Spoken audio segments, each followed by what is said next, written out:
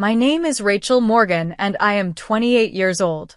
As a financial analyst at one of Boston's top firms, I should feel accomplished. Instead, every month when I transfer $1,600 for my parents' mortgage, I feel like that desperate little girl still seeking approval. Despite funding their lifestyle, I remain the family disappointment while my younger brother Kevin basks in unearned praise. This Thanksgiving changed everything. Before I tell you how I finally stood up for myself, let me know where you are watching from. Hit that subscribe button and like this video if you have ever felt unappreciated by the very people you support. Growing up in the Morgan household meant understanding one crucial fact. My father Harold had expectations, and they were seldom met. Not by me, anyway. From elementary school spelling bees to high school debate competitions, nothing I achieved ever seemed quite good enough. Second place is just the first loser, he would say, examining my trophies with thinly veiled disappointment.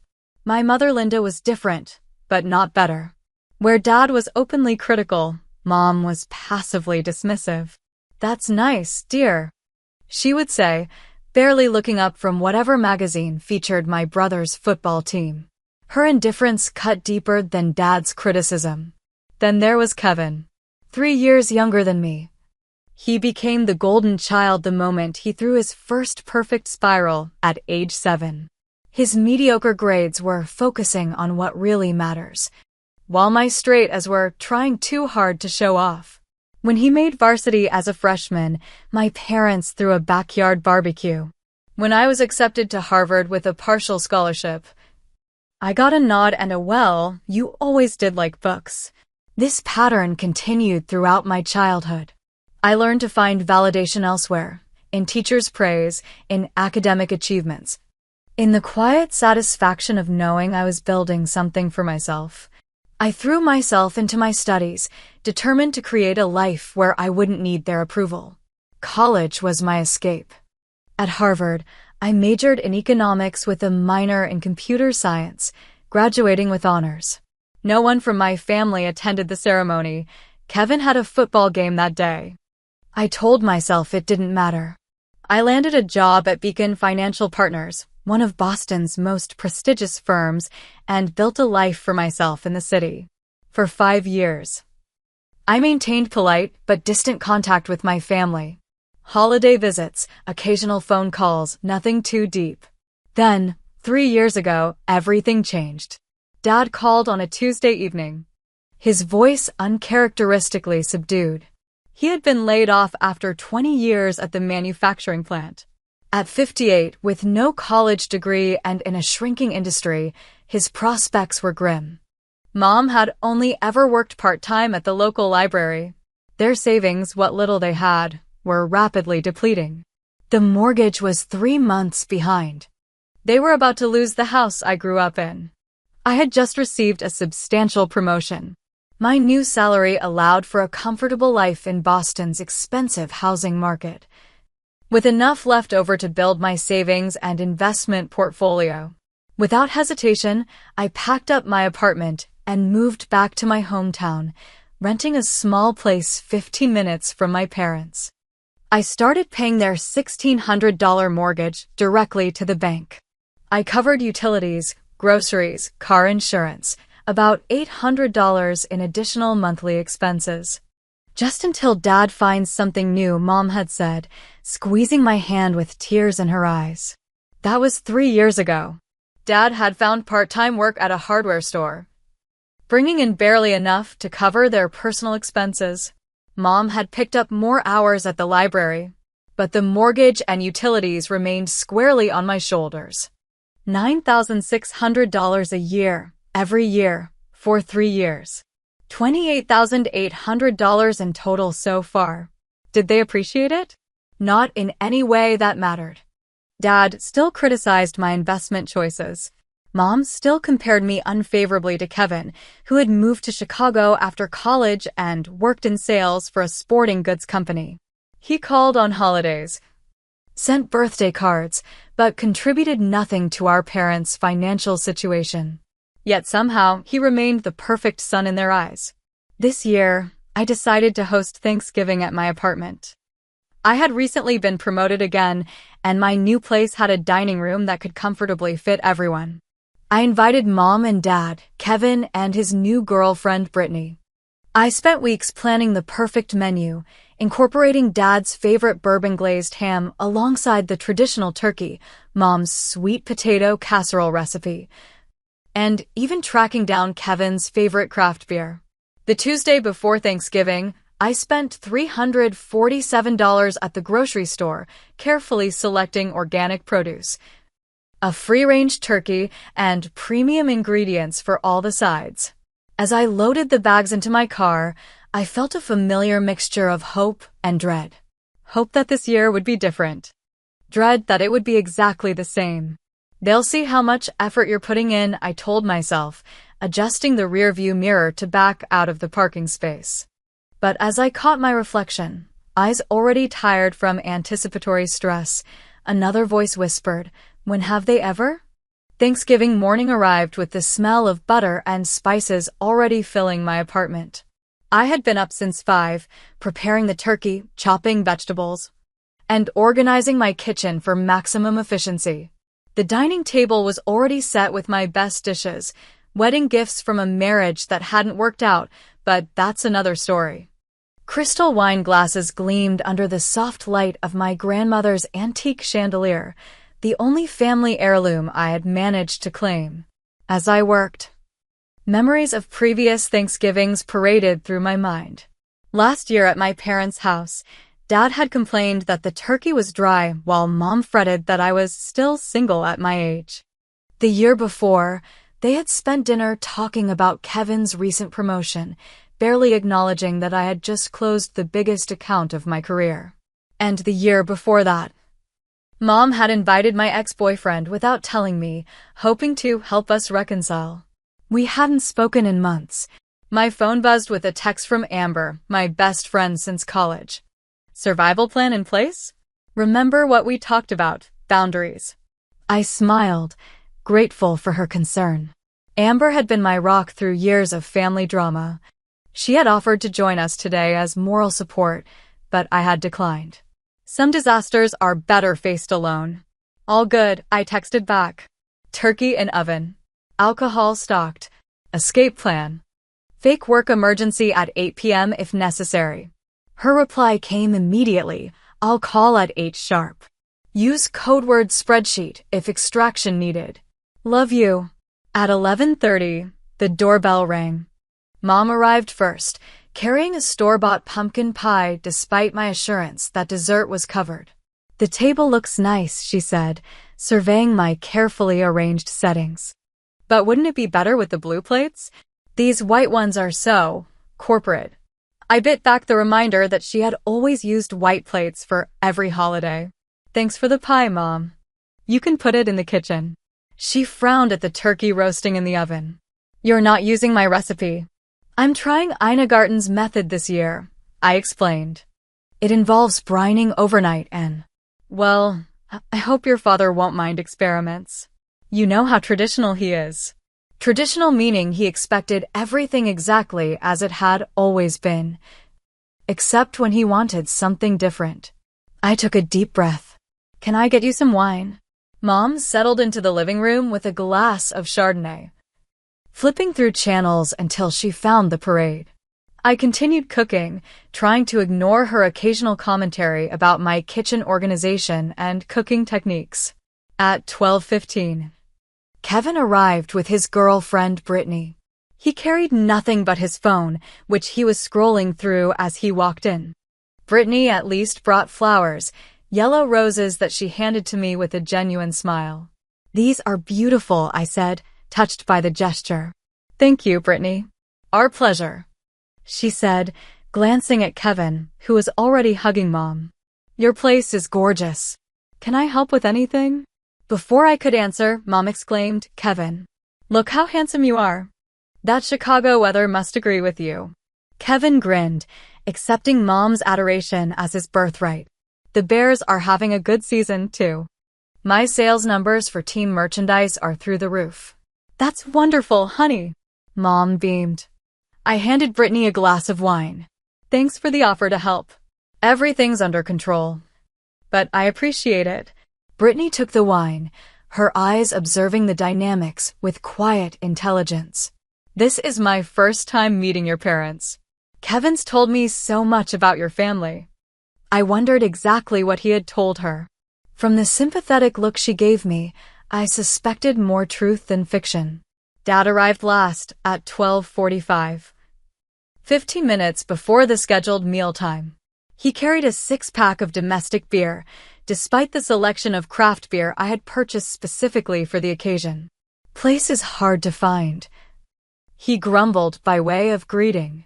You should have better directions on your building. I texted them to you yesterday. Dad, I said, accepting his awkward side hug. Well, smells good in here anyway, he conceded, which from him was high praise. As I returned to the kitchen to baste the turkey, I overheard Dad in the living room. Rachel's going all fancy on us this year. Probably trying to show off with all that Boston money. Harold, Mom said in a half-hearted reprimand. What? It's true.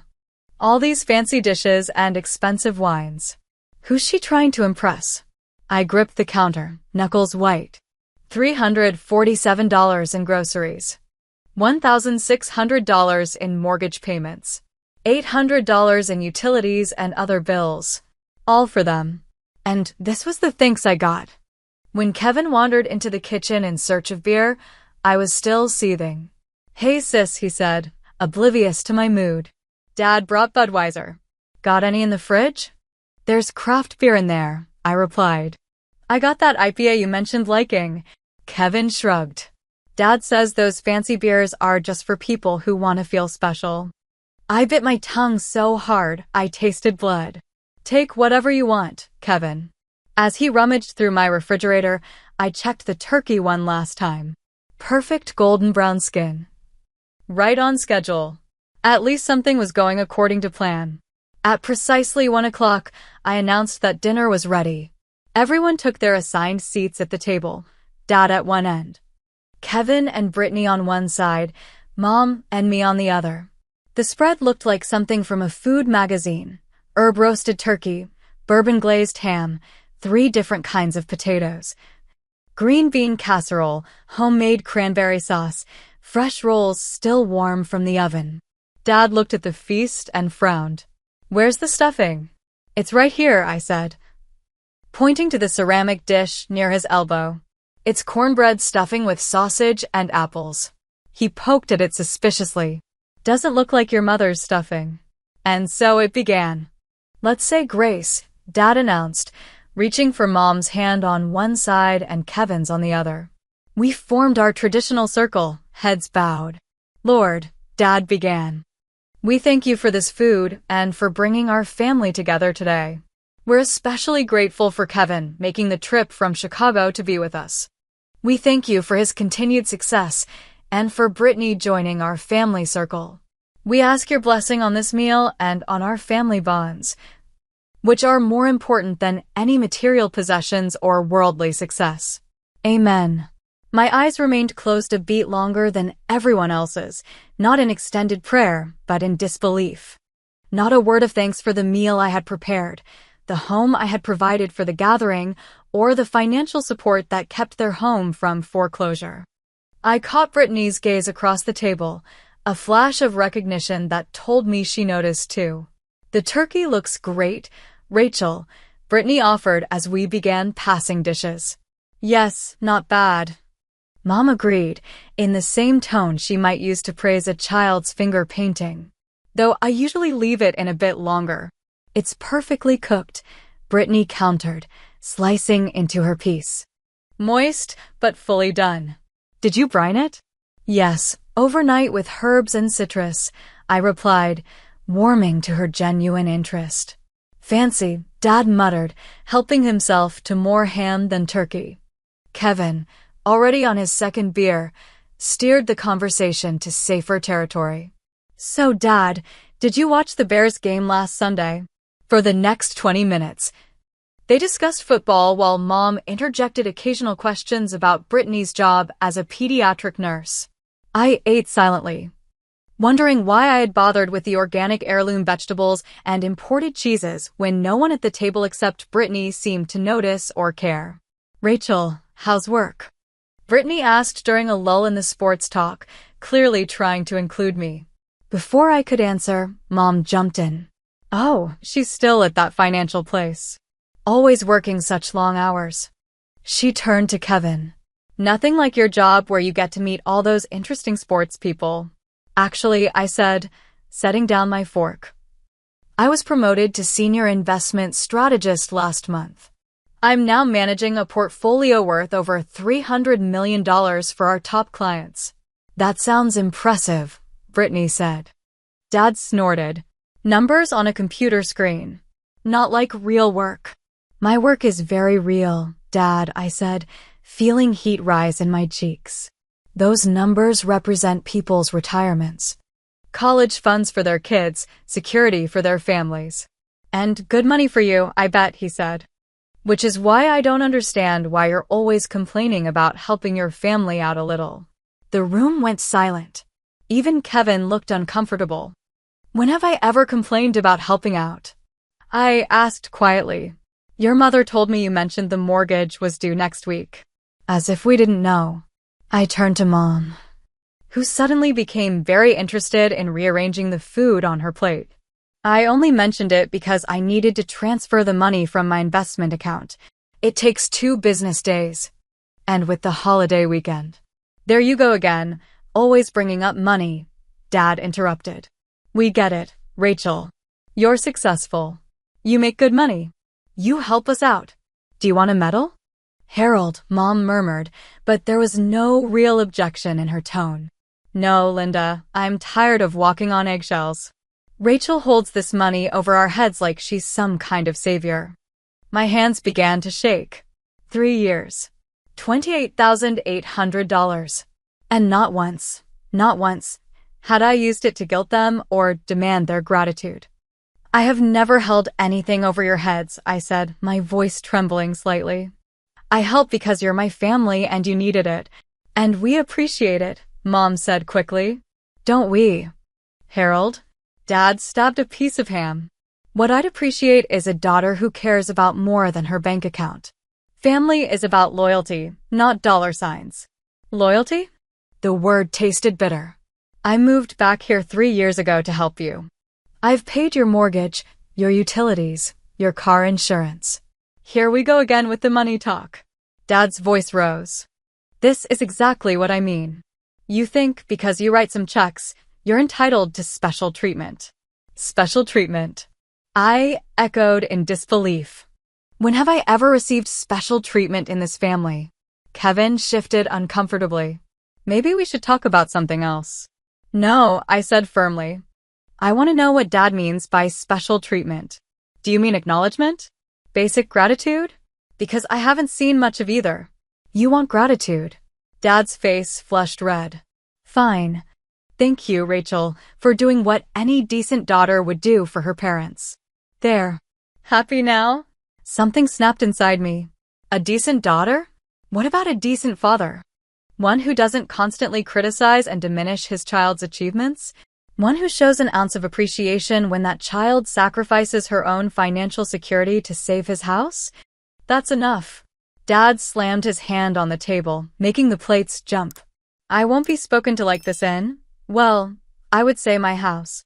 But I guess you'd remind me it's technically your house, wouldn't you?" "It's my apartment that I pay for." "Yes," I said quietly. "Just like I pay for your house." Dad stood up so abruptly his chair tipped backward. "Get out," he shouted. "Paying bills doesn't make you family. Get out." The absurdity of being told to get out of my own home might have been funny if it weren't so painful. Brittany looked horrified. Kevin stared at his plate. Mom reached for Dad's arm. "Harold, please. It's Thanksgiving." He shook her off. "I won't sit here and be disrespected by my own daughter." "Disrespected?" I laughed, a hollow sound. "That's rich coming from you." Mom leaned toward me, her voice a harsh whisper. "You're just jealous of your brother. You always have been." He knows how to be part of this family without turning everything into a transaction. Her words hit like a physical blow. After everything I had done, everything I had sacrificed, this was what she truly believed. I stood slowly, a strange calm settling over me. You're right, Mom. Kevin does know how to be part of this family. He calls on holidays, sends birthday cards, and contributes absolutely nothing to keeping you in your home. I turned to my brother. No offense, Kevin. He had the grace to look ashamed. I smiled, a calculated expression that felt foreign on my face. So you know what? You're absolutely right. Let Kevin be the perfect child. Let him take over the mortgage payments and the utilities and everything else. That's $9,600 a year that I'll be keeping from now on. Dad's face paled slightly. Now, Rachel, there's no need to be dramatic. I'm not being dramatic, Dad. I'm being transactional, remember? And this transaction is officially terminated. I walked to the door and held it open. Dinner's over. Please leave. Rachel, Mom began, but I cut her off. Now, all of you. One by one, they filed out. Dad fuming, Mom tearful, Kevin avoiding my eyes. Only Brittany paused at the door. I'm so sorry, she whispered. For what it's worth, I think you deserved better. After they left, I closed the door, turned the lock, and leaned against it. The table was still laden with food, glasses half full, napkins abandoned. $347 in groceries. $28,800 in support. And now, freedom, at a price I was finally willing to pay. After everyone left, I stood in the silence of my apartment, surrounded by the remnants of the disastrous Thanksgiving dinner. The turkey was cooling, potatoes congealing, and wine glasses standing half-empty like abandoned sentinels. I grabbed my car keys and walked out, needing to escape the suffocating atmosphere. For 2 hours, I drove aimlessly through town, past the high school where I'd graduated valedictorian to minimal applause, past the park where Dad had taught Kevin to throw a football but never attended my debate competitions, past the library where Mom worked but had never displayed my academic awards alongside Kevin's sports trophies. Memories flooded back with each landmark. The time I won a national essay contest in 10th grade, and Dad had said, "It's just writing. Anyone can put words on paper." The time Mom had forgotten to pick me up from math club because Kevin had a scrimmage, leaving me waiting in the rain for 2 hours. The time they had used my college fund to buy Kevin a car because he needed it more for sports. My phone rang, breaking through the spiral of painful recollections. Amber. Hey, I answered, my voice thick with unshed tears. Rachel? What's wrong? Did something happen at dinner? The concern in her voice cracked my composure. I pulled into an empty parking lot and told her everything. Dad's outburst, Mom's accusation, the final ultimatum. Oh, Ratch, Amber sighed when I finished. I'm so sorry. But honestly, this has been coming for years. What do you mean? You've been their ATM with no recognition, no appreciation, and definitely no respect. They've been financially and emotionally abusing you. And you've been letting them. That's not. I started to protest, then stopped. Wasn't it exactly that? Remember when we talked about enabling toxic dynamics? Amber continued gently. You've been enabling them to treat you badly by continuing to fund their lifestyle while accepting their disrespect. A tear slid down my cheek. So this is my fault. God, no. Their behavior is 100% on them. But continuing to pay their bills while they treat you like garbage? That's a choice you've been making. And you can unmake it. The clarity of her words hit me like a thunderbolt. For 3 years, I had been telling myself I was doing the right thing, the responsible thing, the loving thing. But what kind of love demanded everything and gave nothing in return? You're right, I said, wiping away tears. This ends tonight. What are you going to do? Exactly what I told them. I'm cutting them off. Completely. Are you sure? That's a big step. I started the car. I've never been more sure of anything. I'll call you tomorrow. Driving back to my apartment, I felt a curious mixture of grief and determination. The family I had tried so hard to please, to support, to love despite everything, that family might be lost to me now. But perhaps it had never really existed except in my desperate hopes. Back home, I cleaned up the dining room methodically, wrapping leftovers, washing dishes, restoring order to the physical space while my mind mapped out the financial extrication plan. Once the kitchen was spotless, I sat down at my desk and opened my laptop.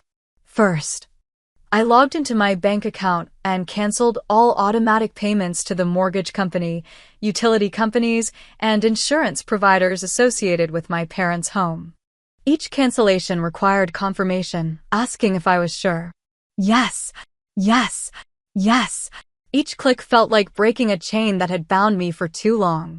Next, I drafted an email to Michael Stevens, my family lawyer.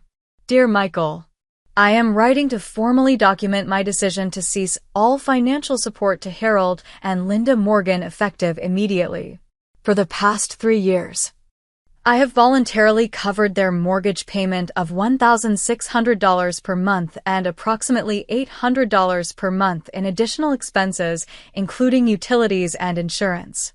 This arrangement was never contractually established and was intended as temporary assistance during their financial hardship. I am under no legal obligation to continue these payments, and as of today, November 24th, I am terminating all financial support. Please keep this email as documentation of this decision in case of any future disputes. Regards, Rachel Morgan. After sending the email, I texted my parents' landlord, clarifying that I would no longer be responsible for any payments related to their property. The response came quickly. Understood, Rachel. I'll update our records. Just to be clear, December payment will be their responsibility. Yes, I typed back. All future payments are their responsibility.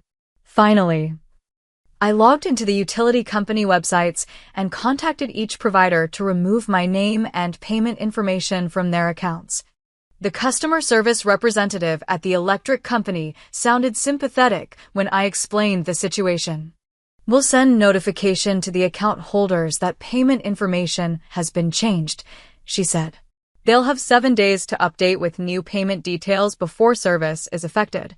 Thank you, I replied, feeling a twinge of guilt that I quickly suppressed. They had 7 days. That was fair warning. By midnight, I had dismantled the entire financial structure I had built to support my parents. Nearly $2,400 monthly would now remain in my accounts. The weight of that responsibility lifted, but in its place settled a heavy sadness. Despite everything, they were still my parents. I still remember Dad teaching me to ride a bike, Mom reading me bedtime stories before Kevin was born and became the center of their universe. I booked a hotel room for the night, not wanting to be in my apartment if they decided to return. As I packed an overnight bag, my phone exploded with notifications. Text messages from Dad, ranging from furious, "How dare you speak to us like that?" to threatening, "You'll regret this." Voicemails from Mom, alternating between crying and guilt-tripping. Nothing from Kevin yet. I silenced my phone, grabbed my bag, and took one last look around my apartment, the place that should have been my sanctuary but had become another battlefield in the endless war for my parents' approval. Tonight, I was retreating. But this wasn't surrender. This was strategic withdrawal to protect what mattered most, my self-respect. In the hotel room, I took a long shower, letting hot water wash away the stress of the day. Wrapped in the hotel's plush robe, I sat by the window overlooking the town where I'd grown up, where I'd achieved and strived and never quite measured up. Tomorrow would bring consequences, confrontations, perhaps even chaos. But tonight, I had taken the first step toward freedom from a cycle of emotional manipulation that had defined my relationship with my family for as long as I could remember. My phone lit up with a text from Amber. "You okay?" "I will be," I replied. And for the first time in years, I actually believed it. I woke up the next morning to 37 missed calls, 22 voicemails, and 64 text messages. Scrolling through the notifications with one eye still closed, I saw the expected names: Dad, Mom, Kevin. But there were also messages from aunts, uncles, and family friends I hadn't spoken to in months. Word had spread overnight. The first voicemail was from Dad, timestamped 7:14 a.m., his voice tight with controlled anger. "Rachel, this childish tantrum has gone far enough. Call me immediately." The second, from 7:32 a.m. "The mortgage company just called. They said you removed your payment information. This isn't funny, Rachel." By the eighth voicemail, his tone had shifted from anger to panic. "Rachel, please. We need to talk about this. Your mother is very upset." Mom's messages were predictably manipulative. "How could you do this to us after everything we've done for you? And I didn't raise you to be this selfish, and finally, I'm not feeling well from all this stress. I hope you're satisfied." I deleted them all without responding and ordered room service breakfast. While waiting for my food, I checked my email. Michael Stevens had replied to my late-night message. "Rachel, thank you for documenting this decision. You are correct that you have no legal obligation to continue financial support for your parents.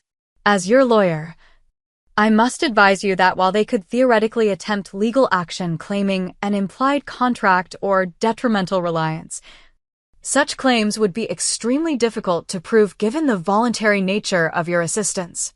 If you encounter any legal issues related to this matter, please contact me immediately. Regards, Michael Stevens." His professional confirmation of my position strengthened my resolve. I had done nothing wrong. I was simply ending an arrangement that had become emotionally toxic. After breakfast, I headed to work. I had considered calling in sick, but hiding would only delay the inevitable. Better to face whatever came next head-on. I had just settled at my desk when our receptionist called. "Rachel, there are 2 people in the lobby insisting on seeing you. They say they're your parents. They don't have an appointment. And they seem agitated." My stomach dropped, but I kept my voice steady. "Please tell them I'm in meetings all morning and can't be disturbed. If they don't leave voluntarily, please call security." "Are you sure?" "They're saying it's a family emergency." "I'm sure. There's no emergency except the one they've created." "Thank you, Diane."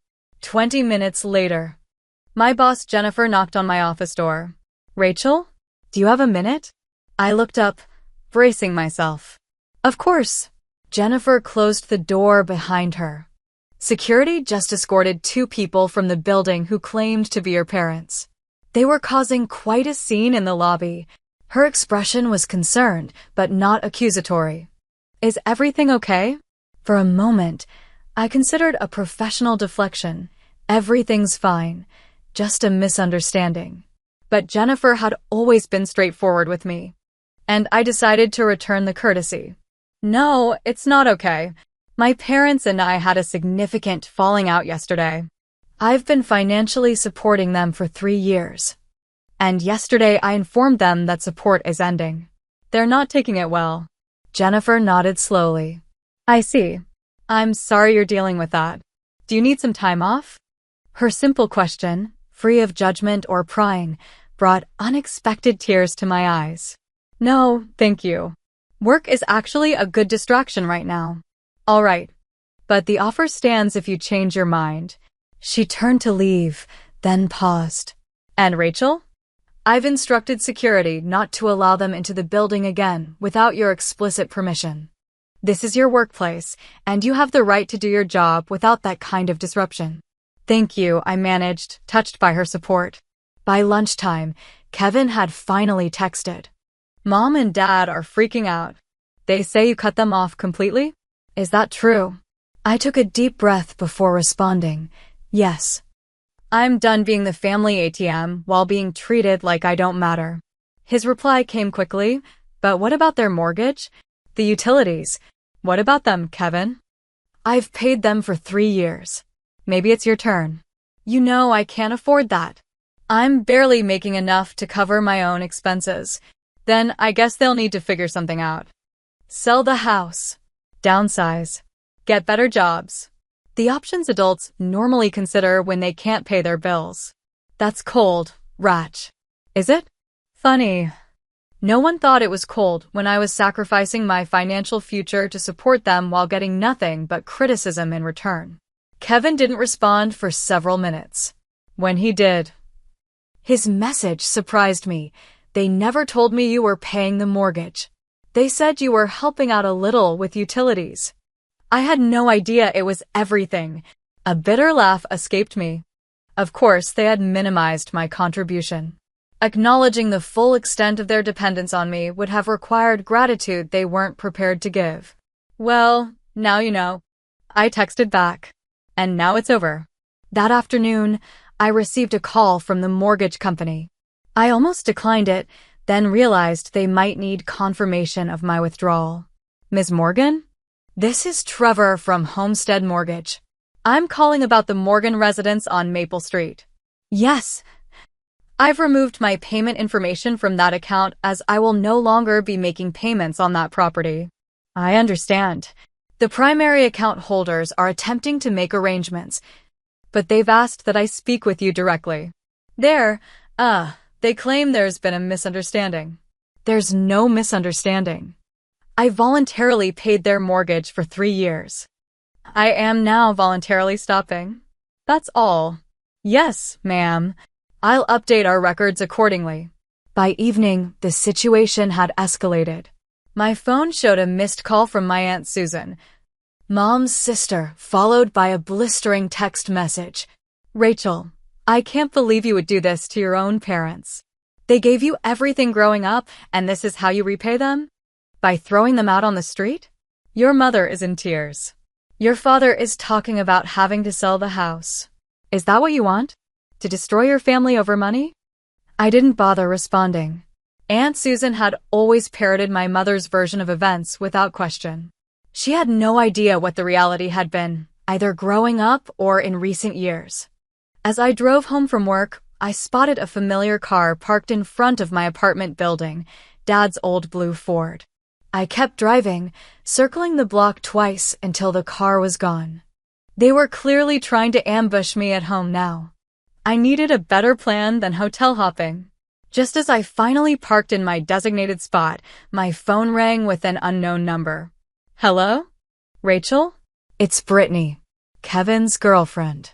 I got your number from his phone. Brittany? Is everything okay? Not really. I'm calling because, well, I think you should know what's happening. Your parents showed up at your apartment earlier. When you didn't come home, your dad tried to use his key. His key? He doesn't have a key to my apartment. That's what the neighbor said when he came out and asked what they were doing. Your dad claimed he was your father and had a right to enter. The neighbor called the police. My blood ran cold. The police. Yes. They came and spoke with your parents. No one was arrested. But they were told they couldn't enter your property without permission. Your dad was. He wasn't taking it well when they left. Thank you for telling me. There's more, Brittany said, her voice dropping. Kevin and I had a huge fight about all this. He kept saying you were being selfish and I told him he was being blind. That from what I saw yesterday and what he's told me about growing up, you've been treated unfairly for years. He didn't want to hear it. I'm sorry, I said, genuinely meaning it. I never meant to cause problems between you two. You didn't. This revealed problems that were already there. She paused. Anyway, I thought you should know about the police. And that not everyone thinks you're wrong. What you did took courage.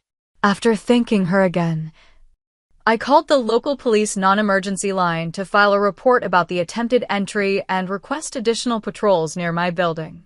The officer I spoke with was professional and took the information without judgment. We'll make a note to increase patrols in your area for the next few days, he assured me. If they return and try to enter again, call 911 immediately. That night, I slept fitfully, jumping at every sound outside my door. By morning, texts from various family members had continued to pour in, ranging from concerned to accusatory. My cousin Melissa, always the family gossip, sent the most revealing message. OMG, the whole family is talking about your parents getting police called on them at your apartment. Your mom told everyone you're having some kind of breakdown and they were just checking on you. What is actually happening? I decided to reply to this one with simple facts. I stopped paying their bills after years of financial and emotional abuse. They tried to enter my apartment without permission when I wasn't home. A neighbor called the police. I'm not having a breakdown. I'm finally standing up for myself. Melissa's response was immediate. Whoa, that's not what they're telling everyone. I'm sure it's not, I wrote back. But it's the truth. As the day progressed, the utilities at my parents' house began shutting off one by one as the grace periods expired without new payment information being added. I learned this through a series of increasingly frantic messages from Mom. The internet just went out. Now the electricity is gone. In November, it's freezing in here. The water company says service will be disconnected tomorrow if payment isn't received. I didn't respond to any of them. This was exactly what I had warned would happen. The consequences of their actions, and mine, were unfolding exactly as expected. 1 week after Thanksgiving, I sat in Dr. Sarah Collins' office, fidgeting with the sleeve of my sweater. I had never been to therapy before, but after 7 days of emotional warfare, I needed professional guidance. So, Dr. Collins said after I'd related the events of the past week, "You made a significant change in a long-established family dynamic. That's bound to create ripple effects. How are you feeling about your decision now?" I considered the question carefully. Guilty sometimes. Relieved other times. Sad almost always. She nodded. All normal reactions. You've disrupted a dysfunctional system that, while harmful to you, was at least familiar and predictable. Change, even positive change, often brings grief. But should I have done it differently? Less abruptly? Given them warning? Would warning have changed the fundamental dynamics at play? She asked. No, I admitted. They would have tried to guilt or manipulate me into changing my mind. Or made promises they wouldn't keep. Then perhaps the abruptness was necessary. Sometimes a clean break is kinder than a prolonged separation. We continued talking, exploring the patterns that had defined my relationship with my parents, the role I had played in maintaining those patterns, and strategies for setting and enforcing boundaries moving forward. By the end of the session, I felt more grounded, more certain that I had made the right choice, however painful. As I was leaving, Dr. Collins said something that stayed with me. Remember, Rachel. Reconciliation may be possible someday, but it requires change on both sides, not just yours. Don't accept responsibility for healing a relationship that others aren't willing to examine honestly. Outside the office, I checked my phone to find an unexpected message from Kevin. Can we meet for coffee? Just us. No parents, no drama. We arranged to meet at a cafe downtown. Neutral territory far from both our parents' home and my apartment. Kevin arrived looking tired, the circles under his eyes suggesting he hadn't been sleeping well either. Thanks for coming, he said as we sat with our drinks. You look terrible, I replied, not unkindly. He attempted a smile. Yeah, well, it's been a rough week. For everyone, I agreed. Kevin stared into his coffee. I broke up with Brittany. I'm sorry to hear that. Don't be. She was right about a lot of things. He looked up at me, including how unfairly you've been treated. This was not what I had expected. Go on. After everything blew up, I started thinking about growing up. Really thinking. Not just the highlight reel mom and dad always focus on.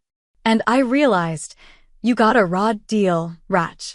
They were always harder on you, always expected more, always gave less. I benefited from that. And I never said anything. No, you didn't, I said, unwilling to make this easier for him. I should have. I'm sorry. He took a deep breath. But that's not why I wanted to meet.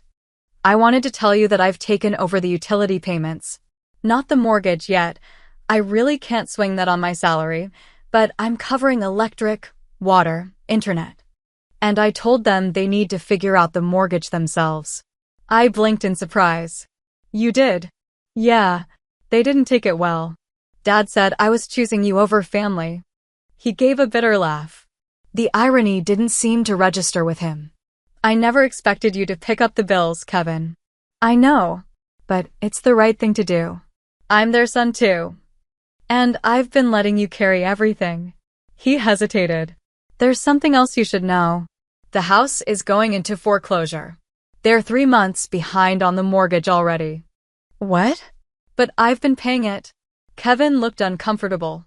Apparently they've been taking cash advances on credit cards for other expenses. They're pretty deep in debt beyond just the mortgage. The revelation hit me like a physical blow. All those years of sacrifice, of putting my own financial future on hold to keep them afloat. And they had been digging themselves deeper into debt the entire time. They've been telling everyone in the family that you abandoned them without warning, Kevin continued. But I set Uncle Robert straight last night.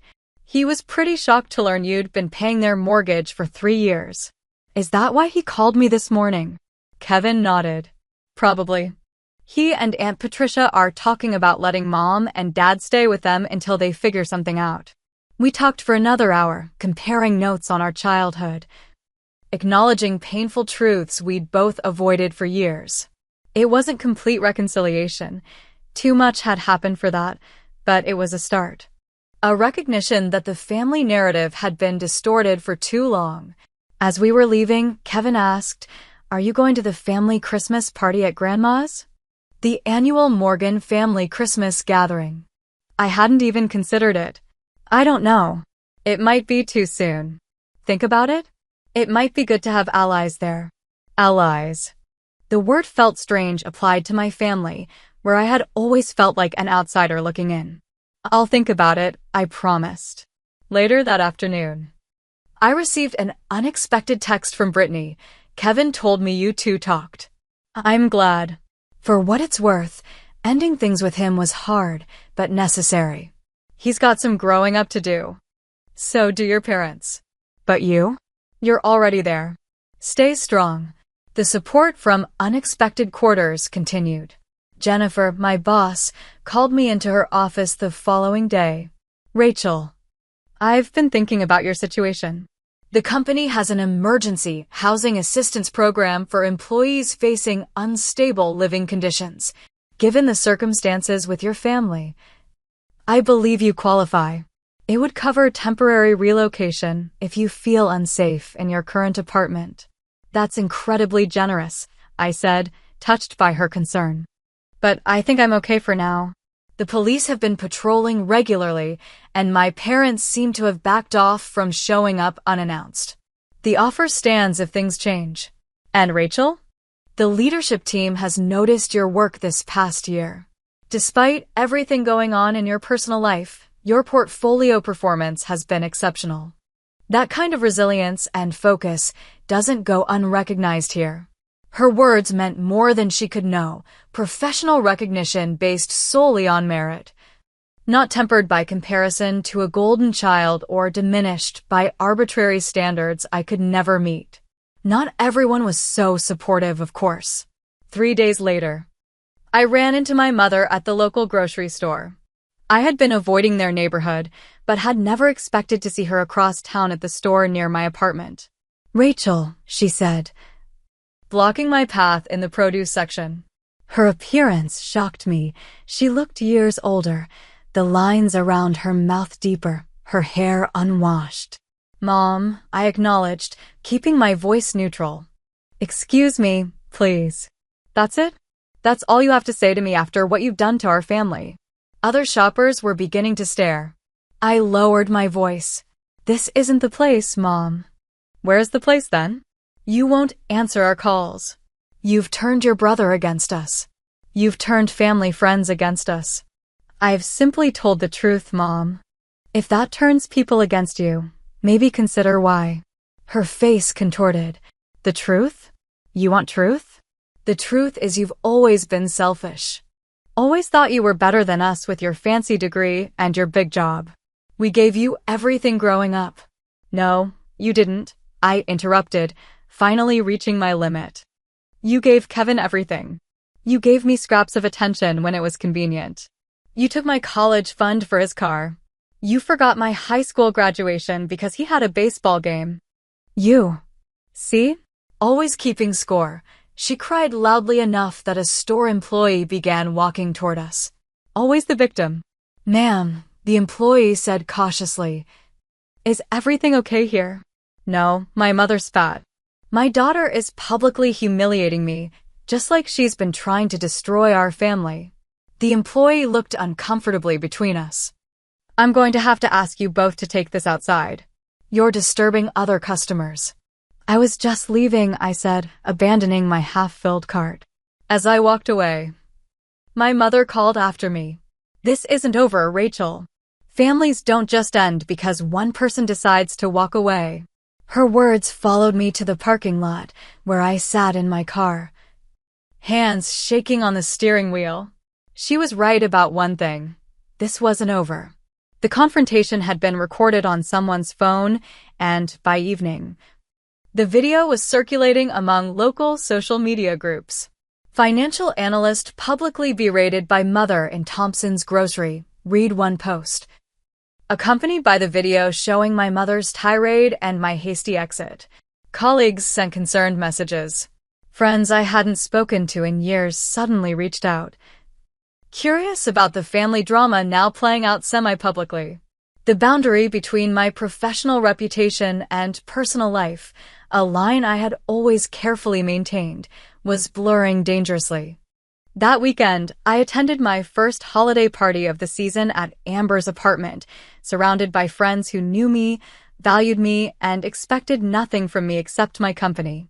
As we decorated gingerbread houses and drank mulled wine, I felt a glimmer of what holidays could be without the weight of familial obligation and disappointment.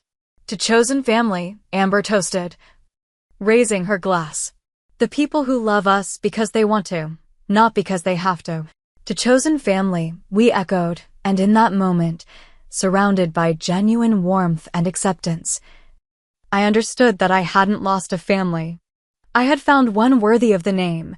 3 months after the Thanksgiving disaster, winter was reluctantly giving way to early spring. Tiny buds appeared on the trees lining my street, promising renewal after months of dormancy. It felt appropriate for my own life, which was also showing tentative signs of new growth after the emotional winter I had endured.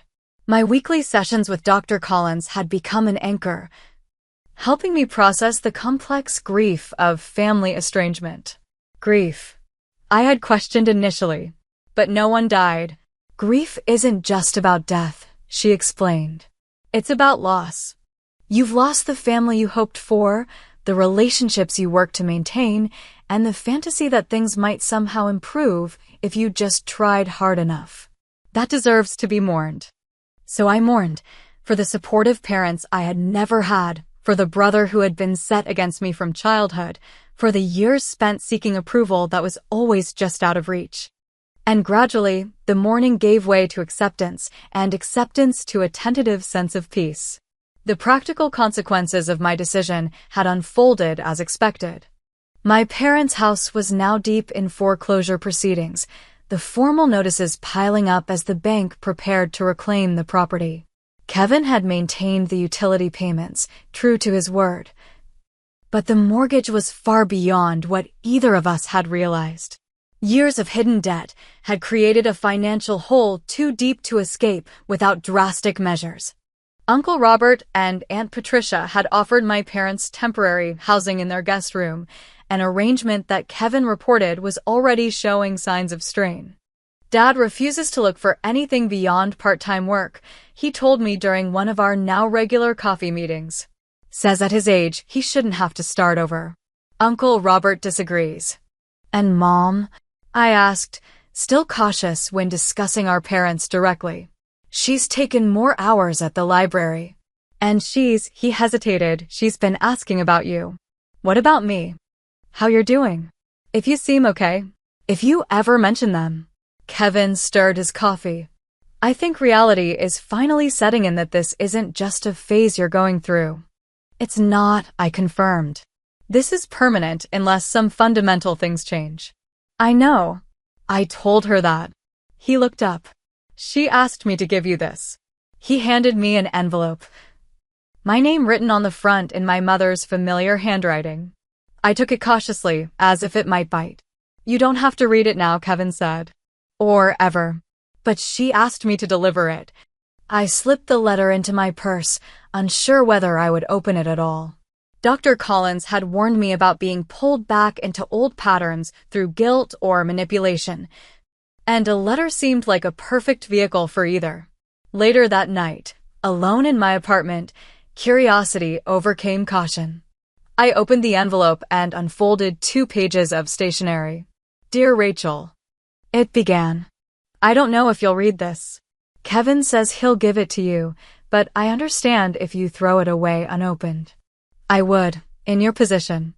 That's what I've been thinking about lately, your position. For the first time, I've been trying to see things from your perspective. It's not comfortable. I don't like the mother I see through your eyes. Harold doesn't know I'm writing this. He's still angry, still blaming you for everything. I was too, at first.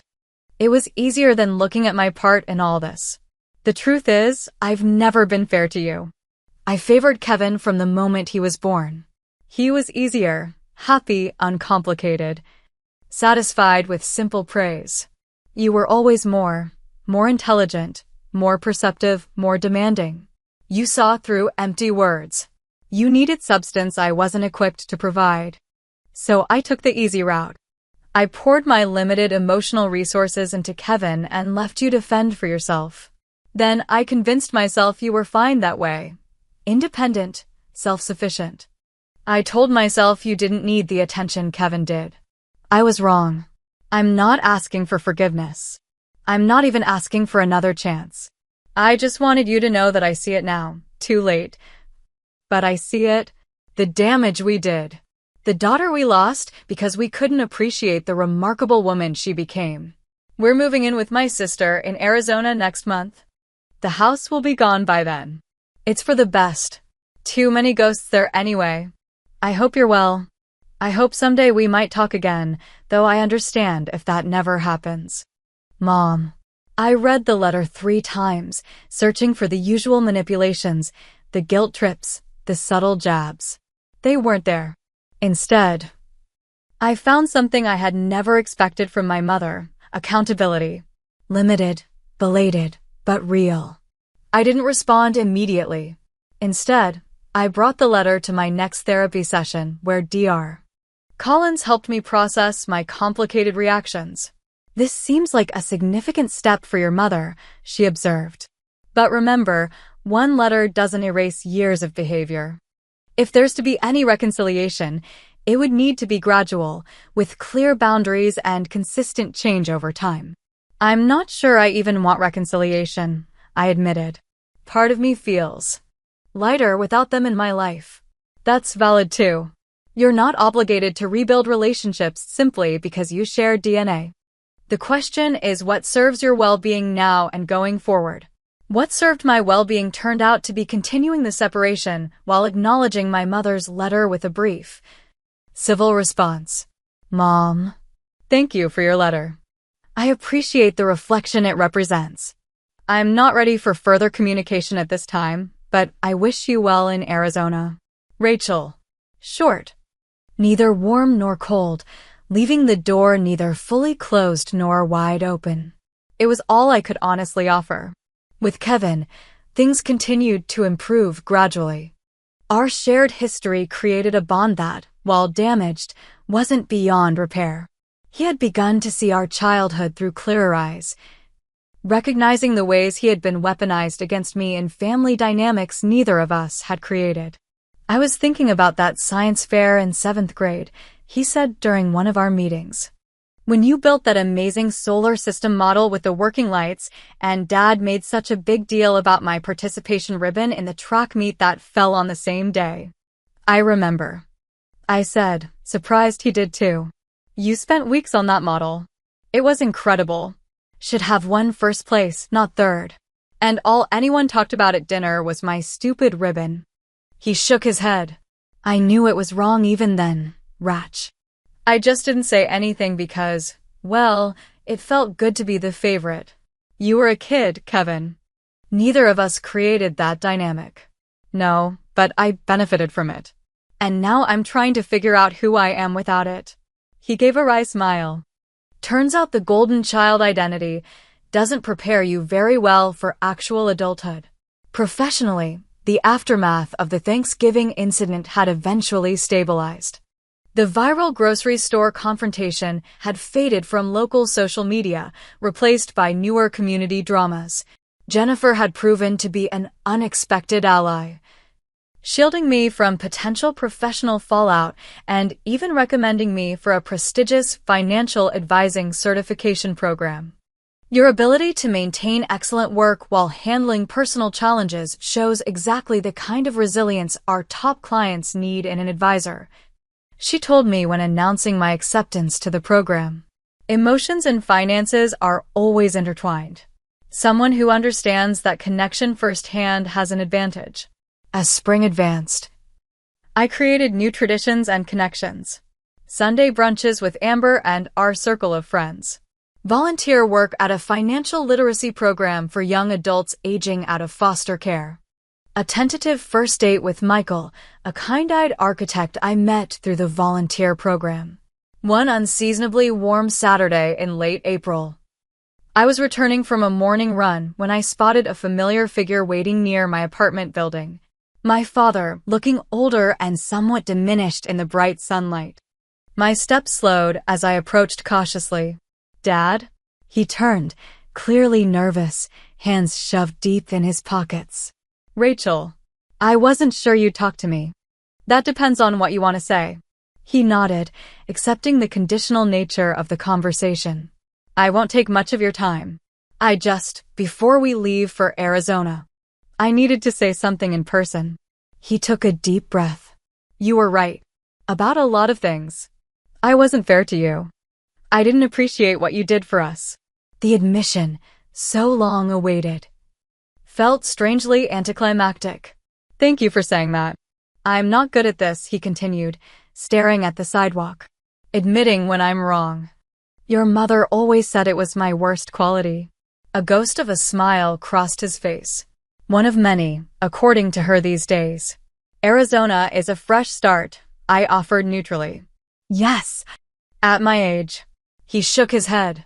Starting over at 61 wasn't in the plan. Plans change. We adapt. He looked up then, really seeing me perhaps for the first time in years.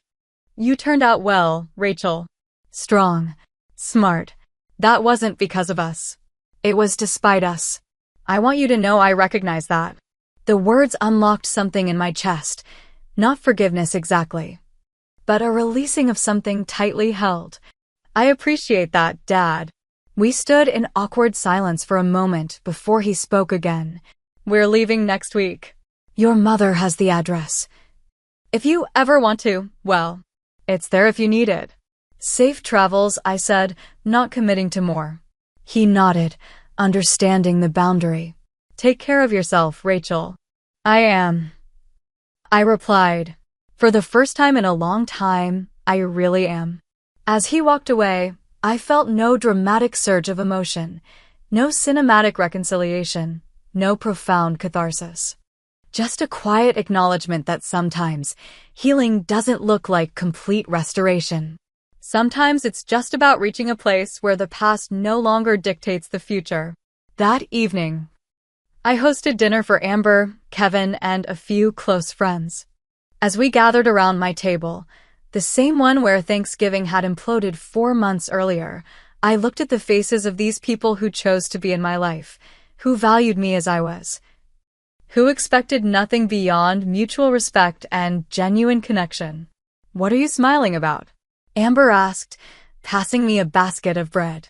Just thinking about conditional versus unconditional love, I replied.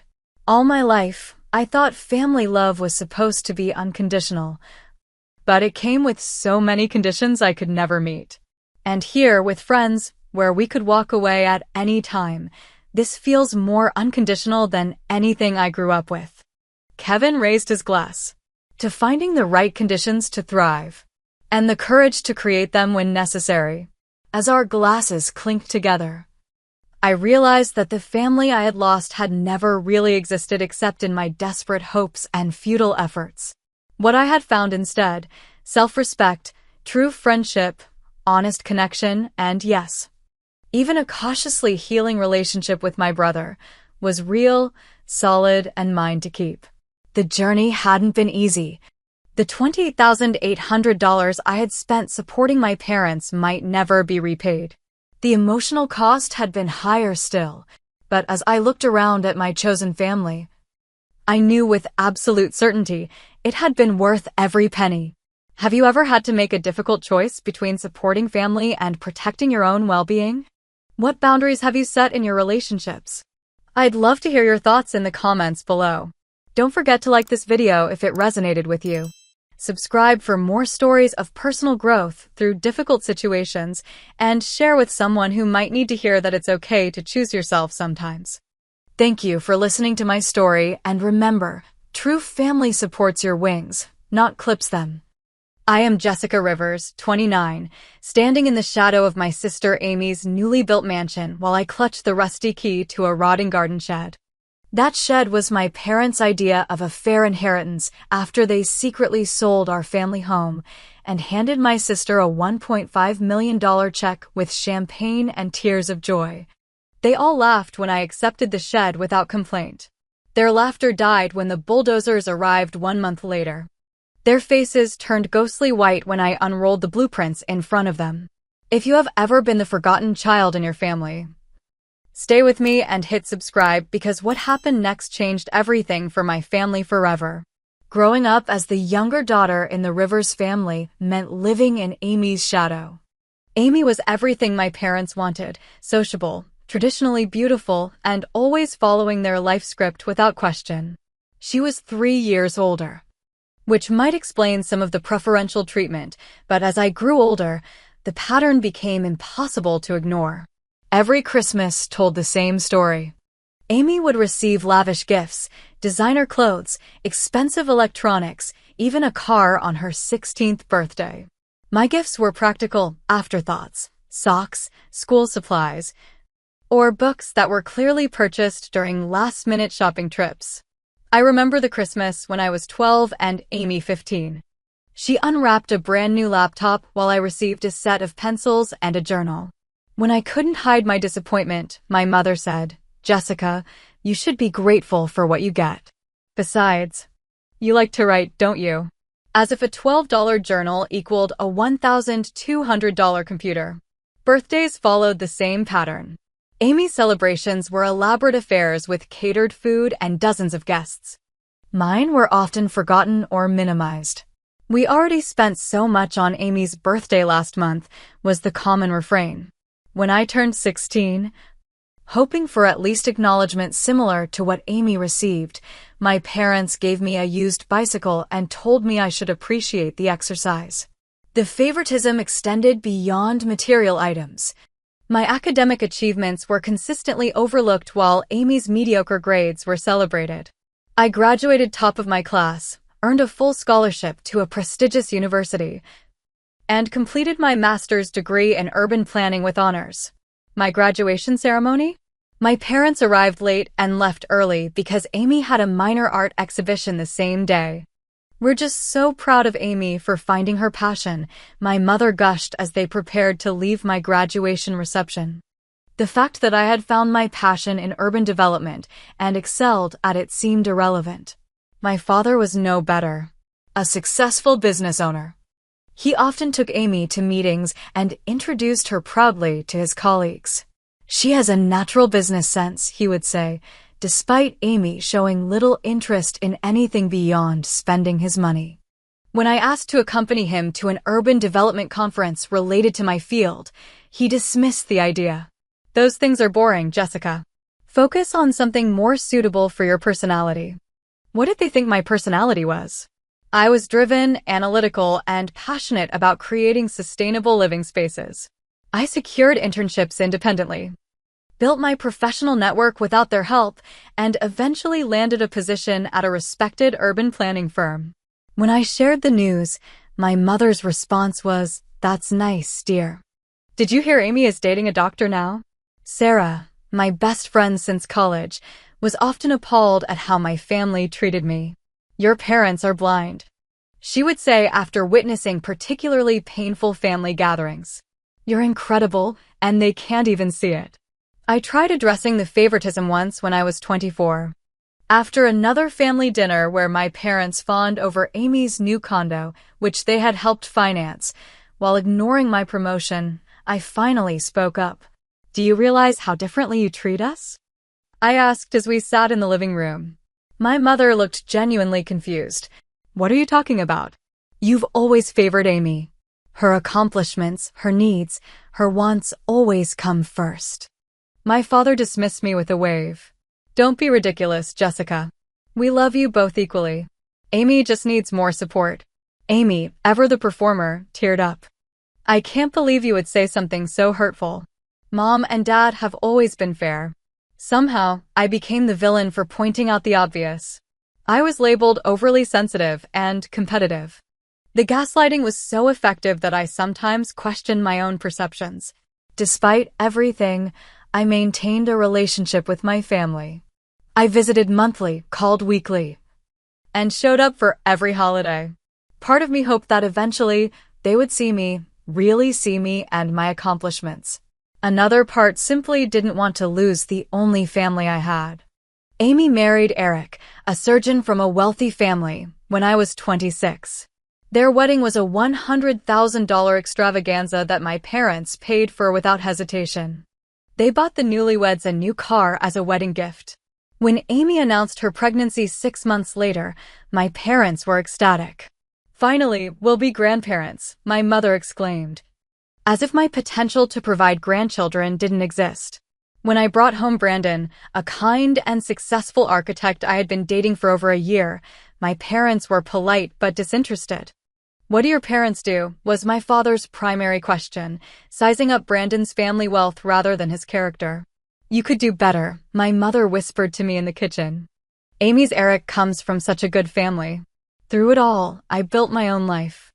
My career in urban planning flourished as I developed expertise in revitalizing neglected properties and transforming them into vibrant community spaces. I found joy in my work, my small circle of loyal friends, and the knowledge that I had created my success independently. Still, the little girl inside me who desperately wanted her parents' approval never quite disappeared. I kept trying, kept showing up, kept hoping that someday, something would change. I had no idea that change would come in the form of a dilapidated garden shed, and the unexpected power it would give me to finally balance the scales. Our family home on Maple Street wasn't particularly grand, but it held my heart. The 3-bedroom colonial with the wraparound porch had been in our family for 2 generations. My grandfather had purchased it in the 1960s, and my parents inherited it when he passed away. It was the one place where, despite being the less favored daughter, I felt a sense of belonging. My bedroom, tucked under the eaves on the 2nd floor, had been my sanctuary. The window seat overlooking the backyard garden was where I read, dreamed, and sketched my first city designs. The oak tree outside my window had been my confidant through tearful nights when the weight of being the family afterthought became too heavy. I had always assumed the house would remain in our family. My parents had often spoken about its sentimental value and importance to our family legacy. That's why the real estate sign in the front yard hit me like a physical blow when I drove by for my usual Sunday visit. For sale, it proclaimed in bold red letters, the logo of Preston Realty prominently displayed. I parked haphazardly and rushed to the door, my heart pounding. "What's going on?" I demanded as soon as my mother opened the door. "Why is there a for sale sign in the yard?" My mother's expression shifted from surprise to annoyance. "Jessica, don't be dramatic. Come inside before the neighbors hear you." In the living room, my father barely looked up from his newspaper. "We've decided to downsize. The house is too big for just the 2 of us now." "But why didn't you tell me? This is our family home." We didn't think it was necessary to consult you, my mother said, pouring herself tea as if we were discussing something as trivial as changing the curtains. It's our house, after all. But all my childhood memories are here. Didn't you think I might want to know? Maybe I would have wanted to buy it from you. My father finally lowered his newspaper, his expression skeptical. Could you afford it? This property is worth quite a bit now. The question stung. True, I couldn't match the market value of a house in this neighborhood on my urban planner's salary. But the fact that they hadn't even considered me hurt deeply. That's not the point, I said. The point is that you didn't even tell me. Does Amy know? The brief glance my parents exchanged told me everything. Amy had known. Of course she had. Amy and Eric need a larger home now that they have little Emma, my mother explained. We thought it made sense to sell this place and help them upgrade. I left that day feeling hollow. The house wasn't just a building, it was the repository of my history. The only place where evidence of my existence held equal space with Amy's. 2 weeks later, my friend Rachel, who worked at the county clerk's office, called me. Jessica, I just processed the sale documents for your parents' house, she said, her voice gentle.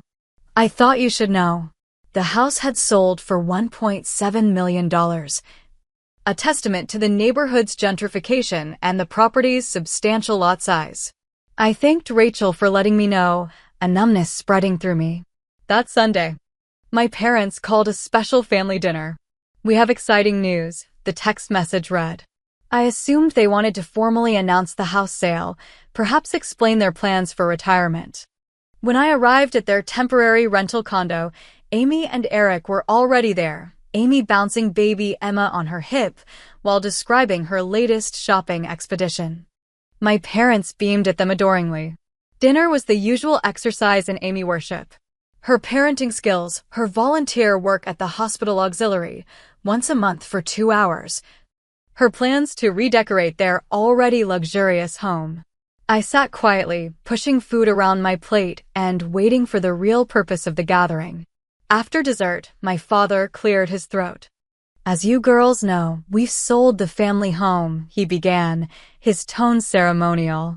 Your mother and I have been discussing what to do with this new chapter of our lives. My mother reached for his hand. We've decided to help Amy and Eric build their dream home. The property they've had their eye on just came on the market, and with the proceeds from our house, they can build something truly special for their growing family. My father pulled an envelope from his pocket and handed it to Amy with a flourish. Here's a check for $1.5 million, sweetheart. We want Emma to grow up in a home that reflects how special she is to this family. Amy gasped theatrically, tears filling her eyes as she opened the envelope. Daddy, Mommy. I don't know what to say. Eric, normally reserved, looked stunned at the amount. This is incredibly generous, he managed. I sat frozen, processing the information. My parents had sold our family home and were giving almost all the proceeds to Amy. They hadn't even mentioned me in their plans. What about Jessica? Eric asked, showing more awareness than my own family. Will she receive something as well? An uncomfortable silence fell over the table. My mother shifted in her seat. Well, Jessica is single and has her career. Amy has a family to consider. Besides, my father added, Jessica has always been independent. Amy needs more support to give Emma the life she deserves. I found my voice, though it came out quieter than intended. So I get nothing from the sale of our family home? The home where I grew up too? My parents exchanged another of their looks, the ones that had always excluded me from their inner circle. Actually, my father said slowly, there is something for you. My mother nodded. The garden shed. We retained ownership of it and the small plot of land it sits on when we sold the house. The new owners didn't want it, and we thought you might like to have it. For storage, or whatever. The garden shed.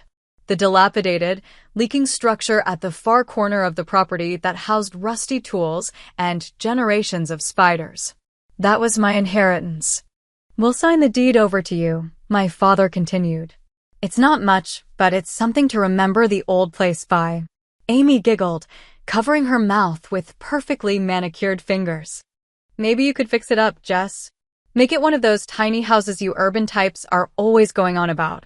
Eric looked uncomfortable, but said nothing. My parents smiled indulgently at Amy's joke. I should have been angry.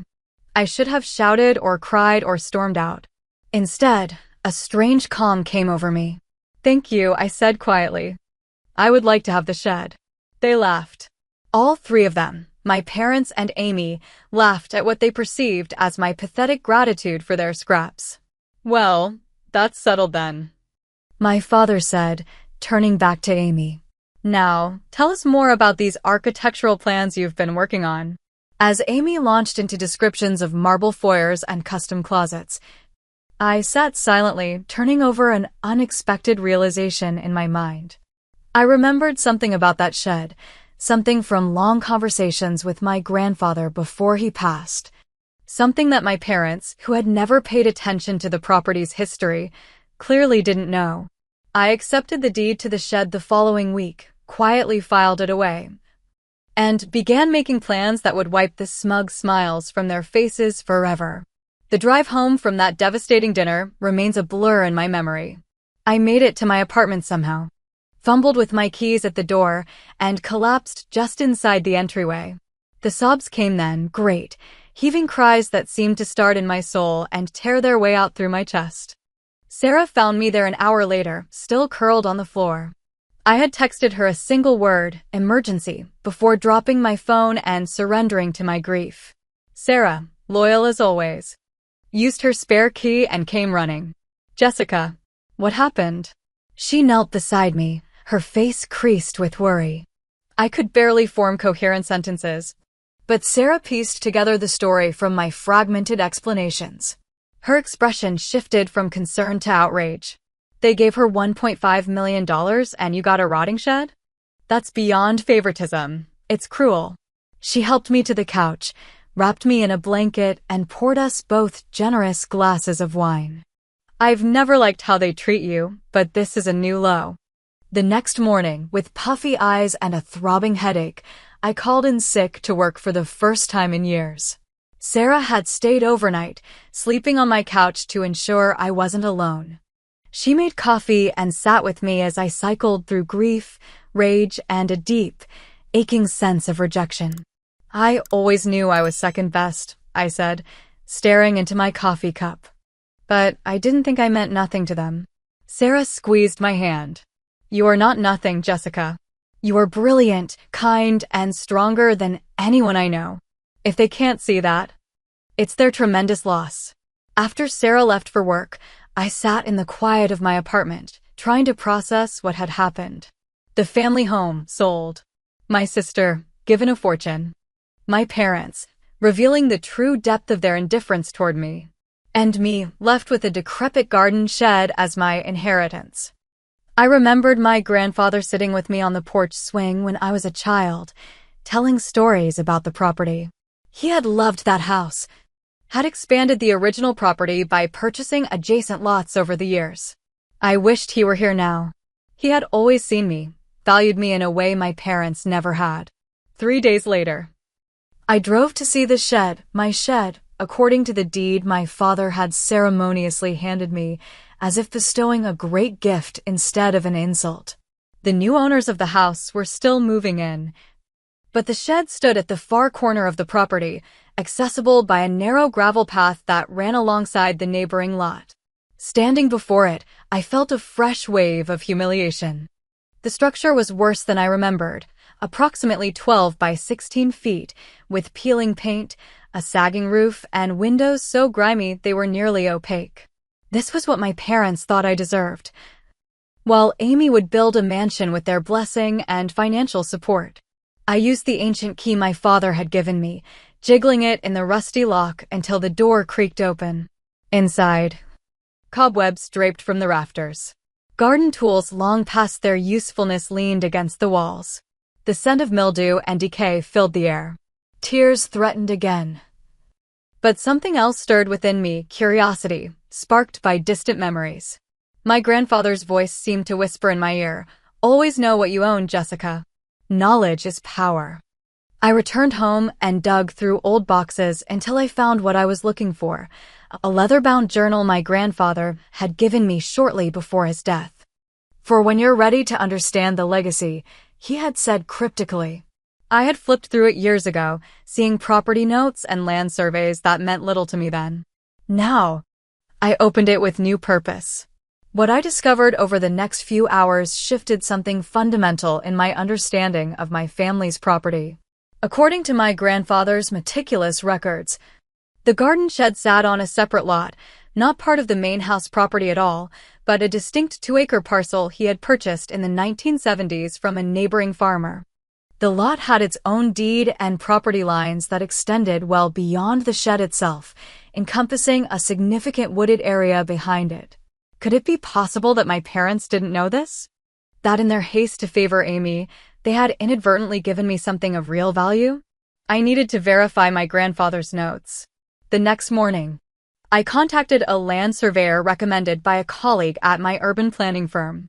Marcus Henderson arrived 3 days later, a serious man with precise movements and specialized equipment. I showed him the boundaries described in my grandfather's journal, and he set to work measuring and marking. Ms. Rivers, he said after several hours of work, your information appears to be correct. This shed sits on a separate 2-acre parcel.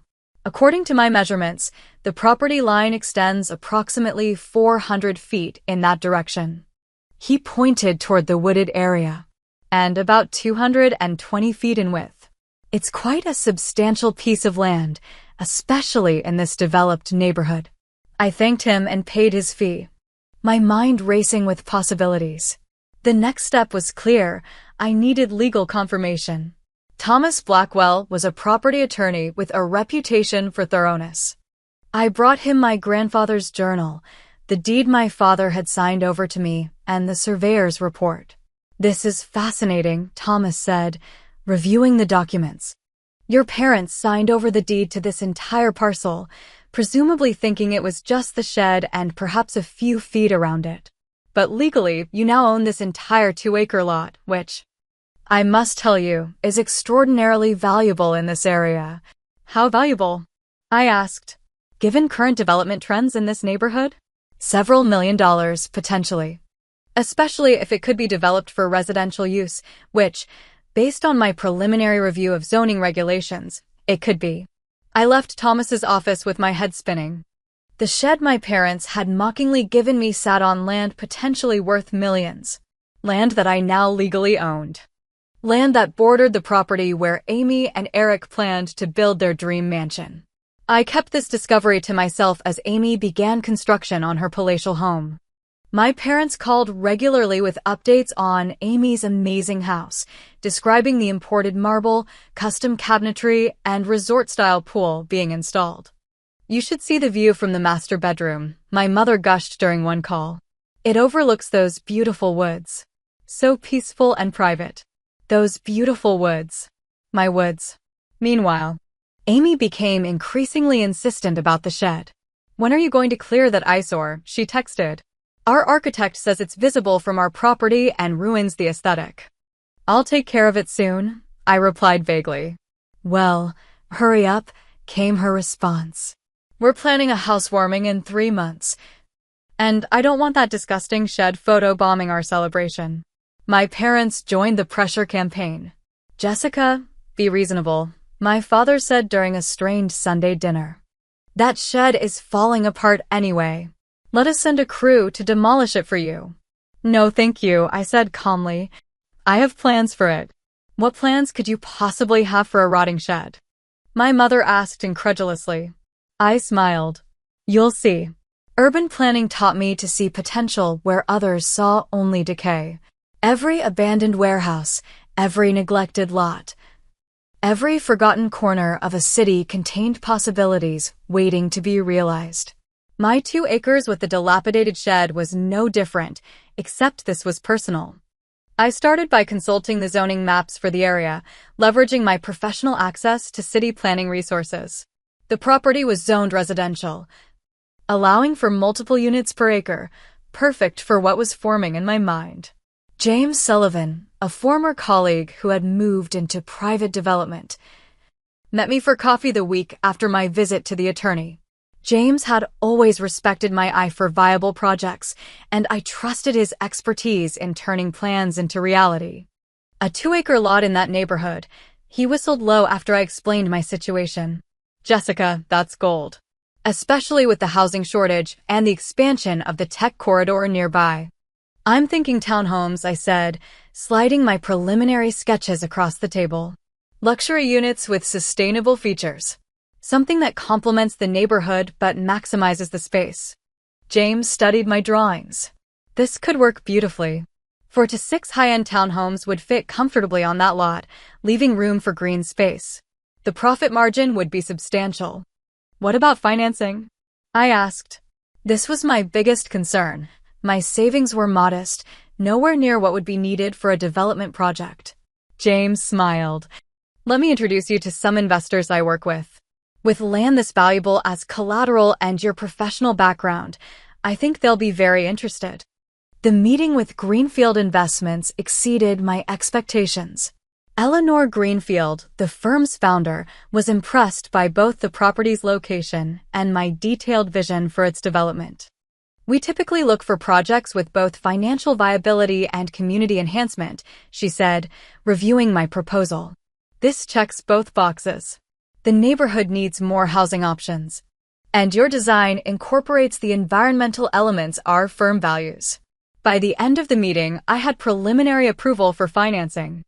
Eleanor's team would cover development costs in exchange for a percentage of sales profits, with my land serving as my primary investment in the partnership.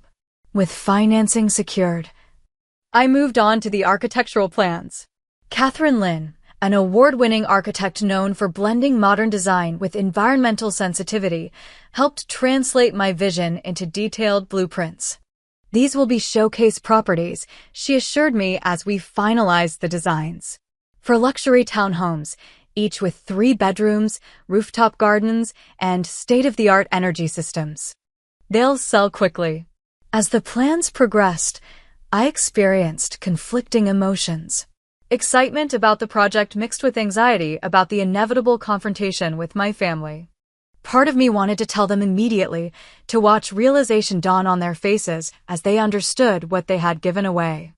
Another part, the part still wounded by years of dismissal and that final devastating betrayal, wanted to wait until the perfect moment for maximum impact.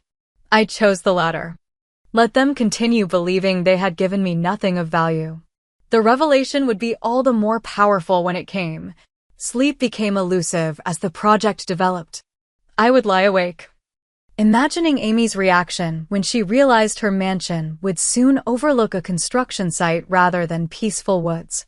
I pictured my parents' faces when they understood that their worthless gift to me was about to become a multi-million-dollar development.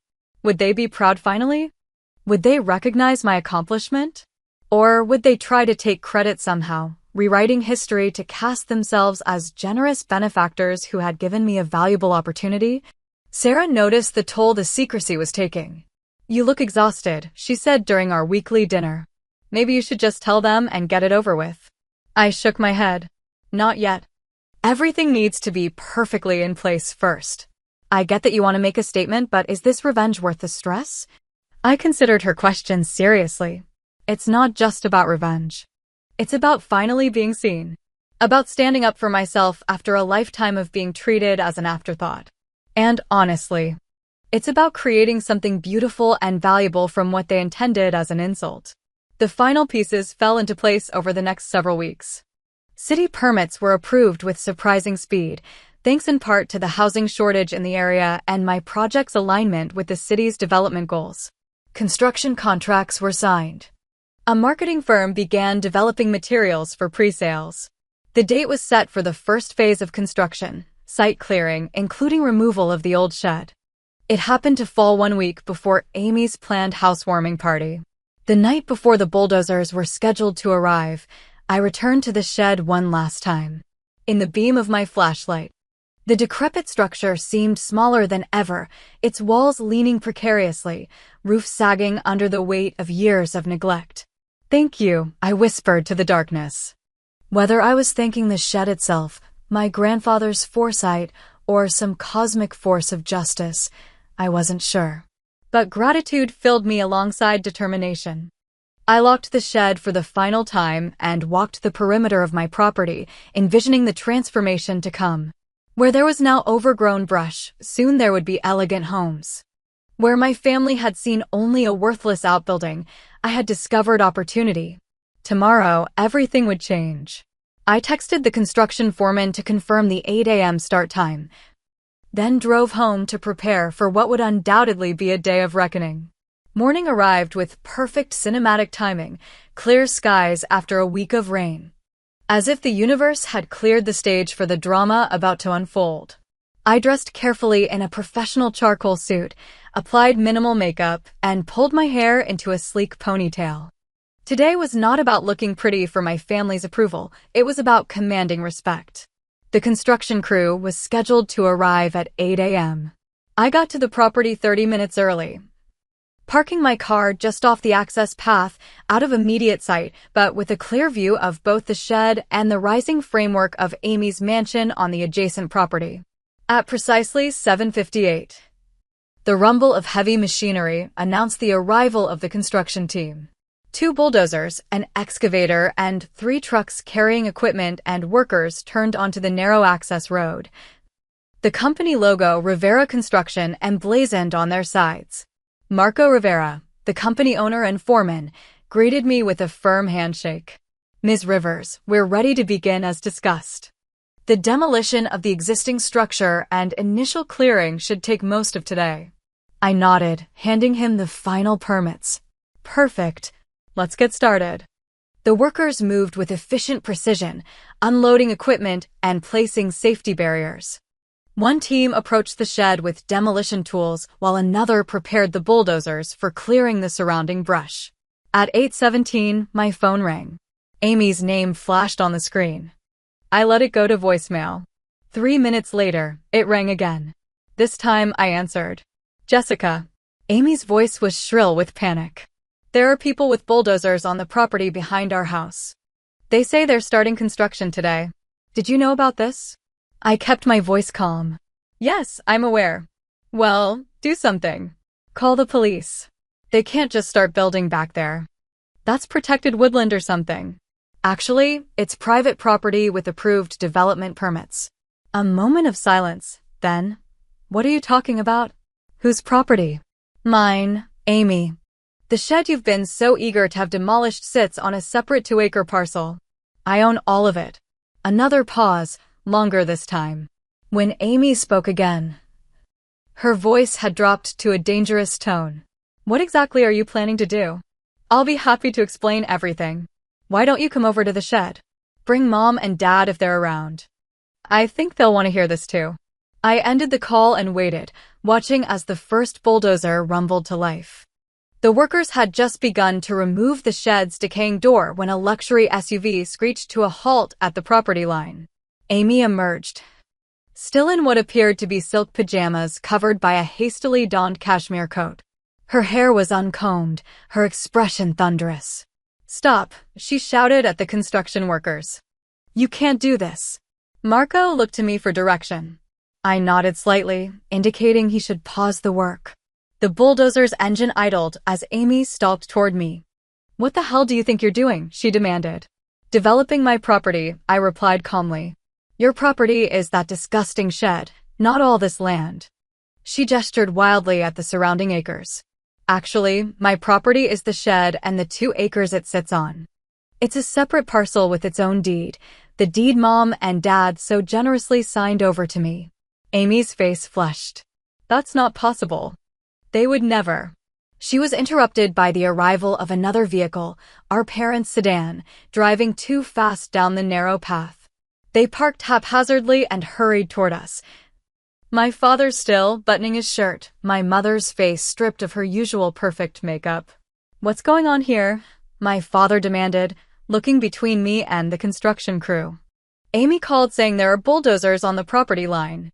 "Good morning," I said pleasantly. "I'm glad you could join us for this momentous occasion, the groundbreaking for Rivers Edge Townhomes." "Townhomes?" My mother's voice rose an octave. "What are you talking about?" "I'm developing my property," I repeated. "The property you gave me."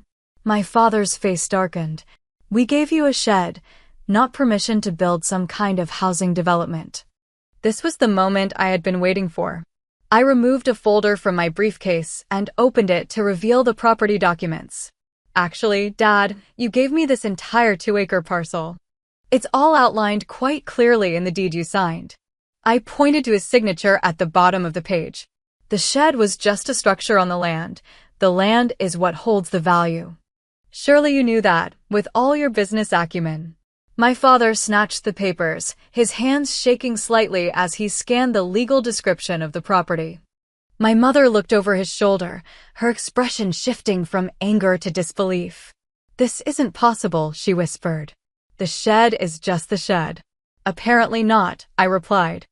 "According to the survey, the property line extends 400 feet in that direction and 220 feet in width." I gestured toward the markers the surveyor had placed. "Grandfather bought this parcel separately in the 1970s. It's always been a distinct property from the main house lot. I'm surprised you didn't know that." My father's face had lost all color. "Your grandfather never mentioned." "He told me," I interrupted. "He kept meticulous records, which I still have. He also legally designated this parcel to come to me specifically in his will, though you managed to control it until now." Amy, who had been uncharacteristically quiet during this exchange, suddenly found her voice. "You can't build here. Our house overlooks this land. That's why we chose that lot, for the view of the woods." "The woods that belong to me," I clarified. "And yes, I can build here. All permits have been approved by the city." I pulled out another set of documents, the construction permits with official stamps and signatures. "In fact," I continued, unrolling a large blueprint across the hood of my car, "these 4 luxury townhomes will be quite impressive, 3 stories each, with rooftop gardens and eco-friendly features. The River's Edge development will be a showcase project for sustainable urban living." My mother gasped as she took in the detailed renderings. "But this will block Amy's view completely. Her property value will plummet." "Market forces can be unpredictable," I said with a shrug. "Sometimes property values go up, sometimes they go down. It's all part of the risk of real estate investment, isn't it?" My father's shock was transforming into calculation. I could almost see him running numbers in his head, trying to figure out how to turn this situation to his advantage or at least minimize the damage.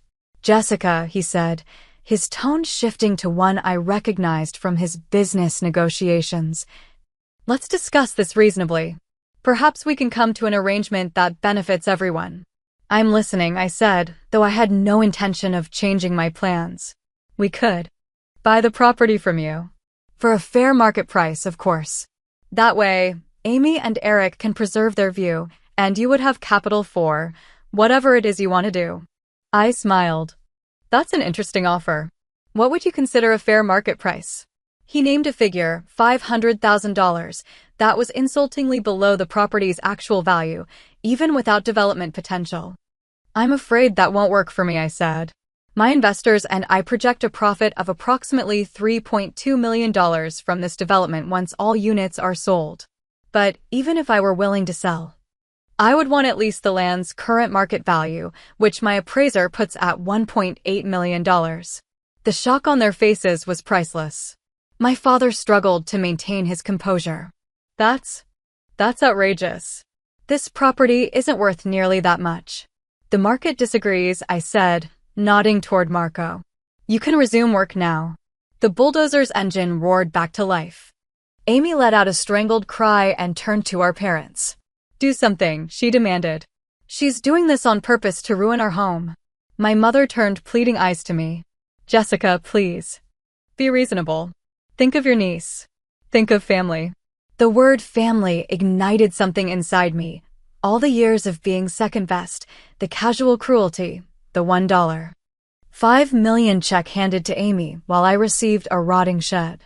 "I am thinking of family," I said quietly. "I'm thinking about how family is supposed to treat each member with equal love and respect. I'm thinking about how you sold our family home without consulting me, gave Amy $1.5 million for her dream house, and left me with what you thought was a worthless shed. Except it wasn't worthless. Was it?" You just never bothered to understand what you owned, or what you were giving away. My father's face hardened. We'll fight this legally. There must be restrictions. Zoning issues.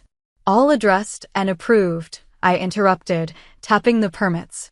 My attorney has thoroughly reviewed everything. The development is completely legal and can proceed immediately. In fact, if you impede the construction in any way, you would be interfering with a lawfully permitted project, which could have legal consequences for you. As if to emphasize my point. The shed creaked and partially collapsed as the construction crew began its demolition. Amy let out another cry of distress. Our housewarming party is next week. We can't have construction noise and dust ruining everything. I suggest you reschedule, I said. This project will take approximately 9 months to complete. My father made one last attempt. Jessica, whatever issues you have with us, this isn't the way to resolve them. Let's sit down as a family and discuss this rationally. I tried that approach for 29 years, I replied. It never worked. Now, if you'll excuse me, I have a development to oversee.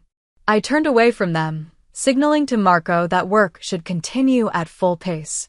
Behind me, I could hear my mother consoling a now sobbing Amy, my father making angry phone calls, presumably to his attorney. They had finally seen me. Not as the overlooked daughter or the family afterthought, but as a force to be reckoned with. The scales had balanced at last, and for the first time in my life, I felt the weight of invisibility lift from my shoulders. The next 48 hours unfolded like scenes from a drama I never thought I would star in. My phone buzzed constantly with texts and calls from various family members, alternating between threats, pleas, and attempts at manipulation. Amy cycled through rage and tearful begging. You're destroying our dream home, followed hours later by, please, Jessica, I'm your sister. Don't do this to me. My father's approach was more strategic. First came the legal threats. Our attorney says we have grounds for fraud. You deliberately misled us about your intentions for the property. When that failed to intimidate me, he switched to financial enticements. I can offer you $800,000 cash today. That's more than fair for land you received at no cost. My mother took the emotional blackmail route. Your father's blood pressure is dangerously high because of this stress. If anything happens to him, I hope you can live with yourself.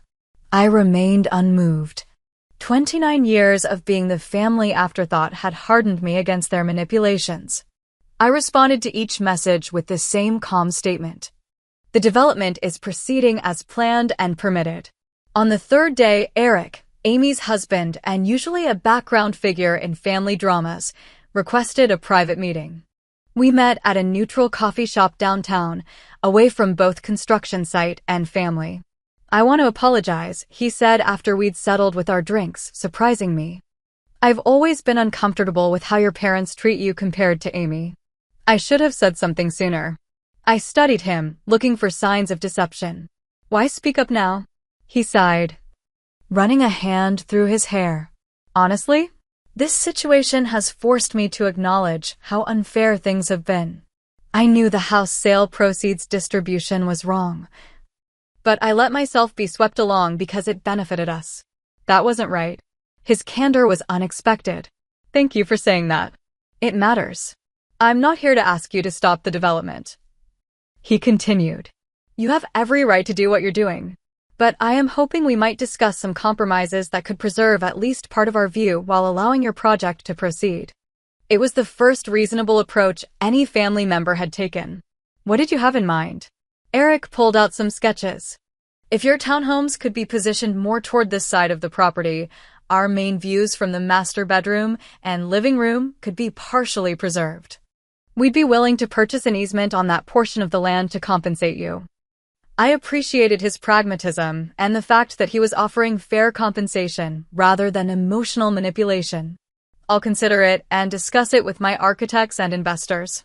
No promises, but it's a more productive approach than what I've heard from the rest of the family. When Eric reported our conversation to Amy and my parents, they immediately latched onto this potential compromise as a full solution. My father called, his tone triumphant. Eric says you've agreed to move the buildings. Good, good. We'll have our attorney draw up the easement papers right away. I agreed to consider it. I corrected him.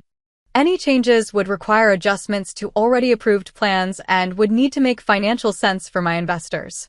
His tone chilled. Your investors. Listen to yourself. This is family property, Jessica. Family matters should stay within the family. It stopped being family property when you sold the main house and gave Amy $1. $5 million while giving me what you thought was a worthless shed, I reminded him. You made it very clear where family priorities lie.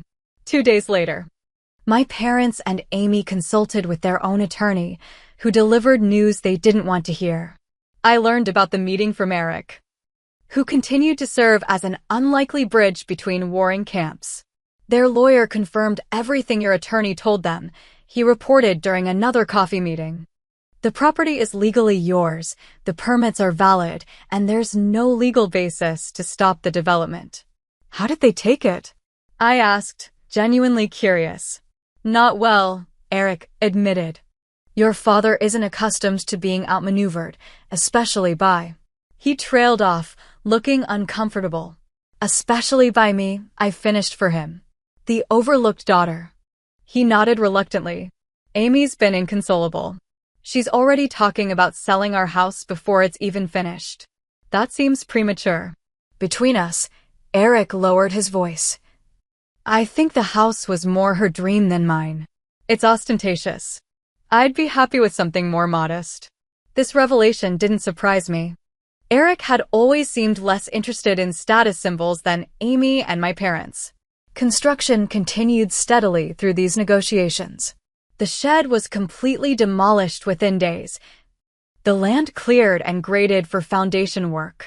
Each morning brought new progress visible from Amy's property, and with it, renewed cycles of anger and bargaining from my family. As news of the development spread through the neighborhood, something unexpected happened. Several neighbors contacted me to express support for the project. The president of the neighborhood association, Dr. Margaret Wilson, even requested a meeting to review the plans. These designs are thoughtful and appropriate for the area, she said, studying Catherine Lynn's architectural renderings, much more so than some of the oversized single-family homes being built. We've been concerned about the McMansion trend. The implied criticism of Amy's house wasn't lost on me, but I kept my expression neutral. We're focusing on quality over square footage, with sustainable features throughout. Exactly what the neighborhood needs, Margaret agreed. You'll have the association's full support if you encounter any resistance. This public endorsement further undermined my family's position. When word reached them that the neighborhood association favored my development, my father made one final desperate attempt at control.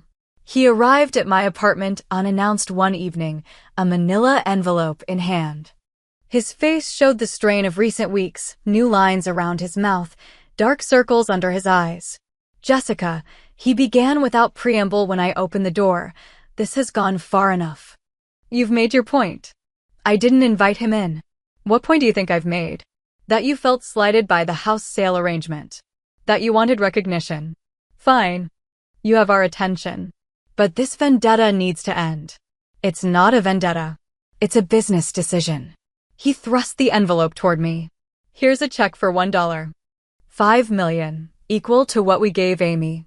Take it, stop the development, and we can put this unpleasantness behind us. I didn't touch the envelope. First, that offer is still below market value for the developed property. Second, this isn't just about money. Then what is it about, he demanded, frustration breaking through his business-like facade. It's about respect.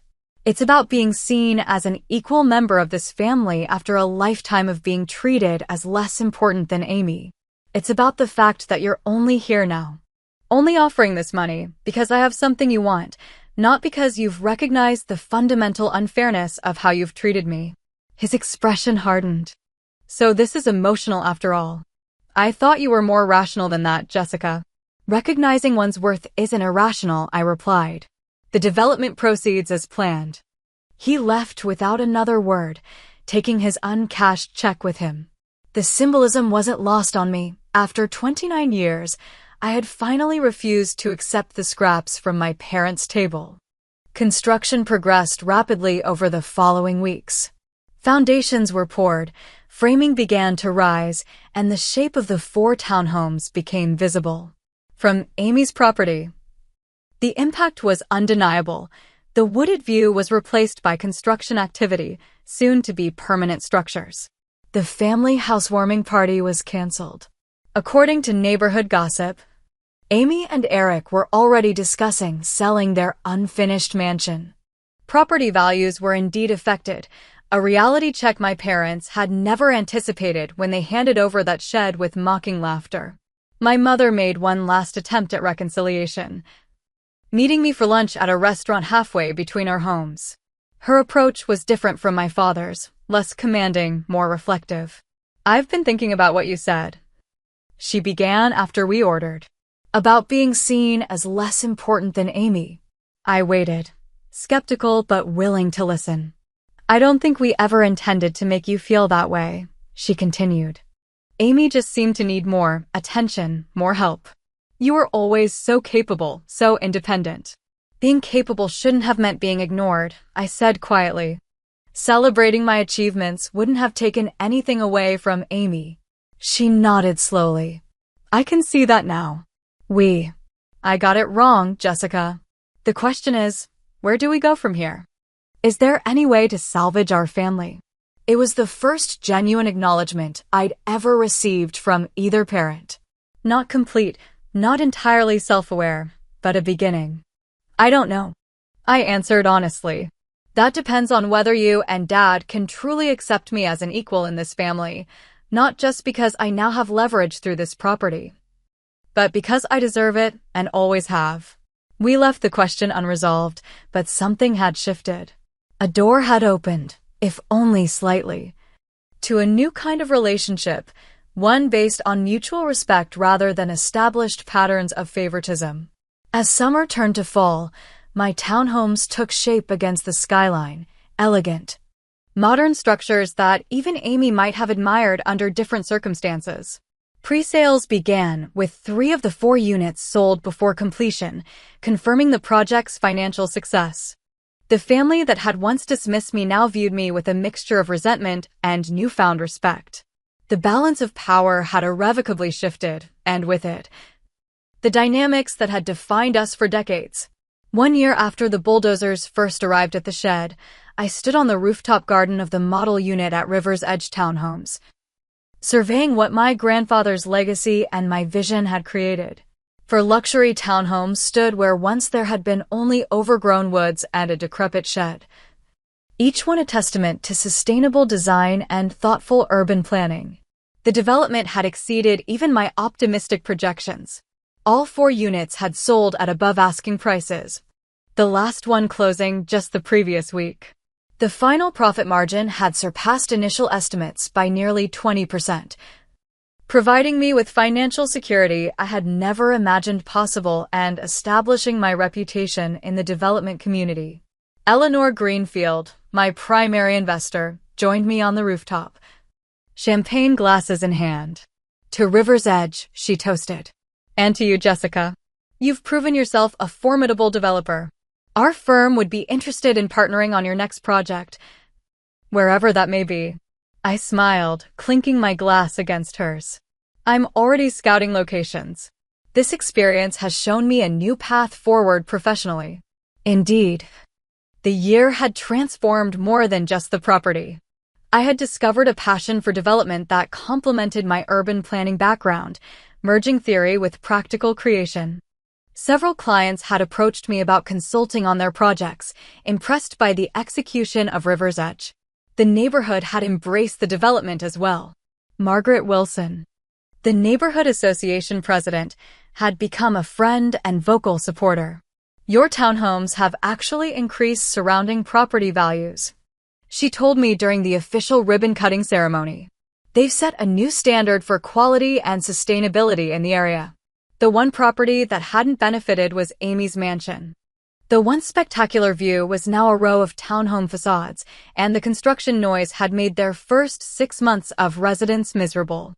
As Eric had predicted, They listed the house for sale just 3 months after moving in, eventually accepting an offer 30% below their investment. My relationship with my family had evolved in unexpected ways. Amy and I maintained a distant but civil connection, exchanging perfunctory birthday and holiday greetings, but little more. The wound was too fresh. The reversal of fortunes too stark for genuine reconciliation. Eric, surprisingly, had become an occasional ally. After they sold the mansion and purchased a more modest home in a neighboring suburb, he reached out to me professionally. The medical practice is considering developing some property for a new clinic, he explained during a consultative lunch. Your expertise would be valuable in the planning stages. My father had retreated into a wounded pride that prevented meaningful interaction. He acknowledged me at the occasional family gathering, but couldn't seem to move past the perceived humiliation of being outmaneuvered by the daughter he had underestimated. My mother, however, had embarked on a halting but sincere effort to repair our relationship. Our monthly lunches had become a tradition, sometimes awkward but increasingly authentic. I've been doing a lot of thinking, she said during one such meeting, 6 months after the townhomes were completed. Reading some books about family dynamics and favoritism. I didn't want to believe we had treated you differently. But looking back, the evidence is undeniable. What made you willing to look at it now? I asked.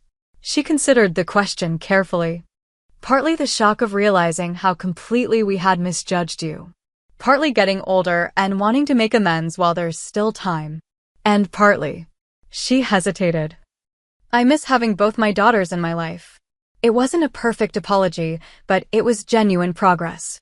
We were building something new between us, not the automatic closeness of mother and favored daughter, but a relationship based on growing mutual respect.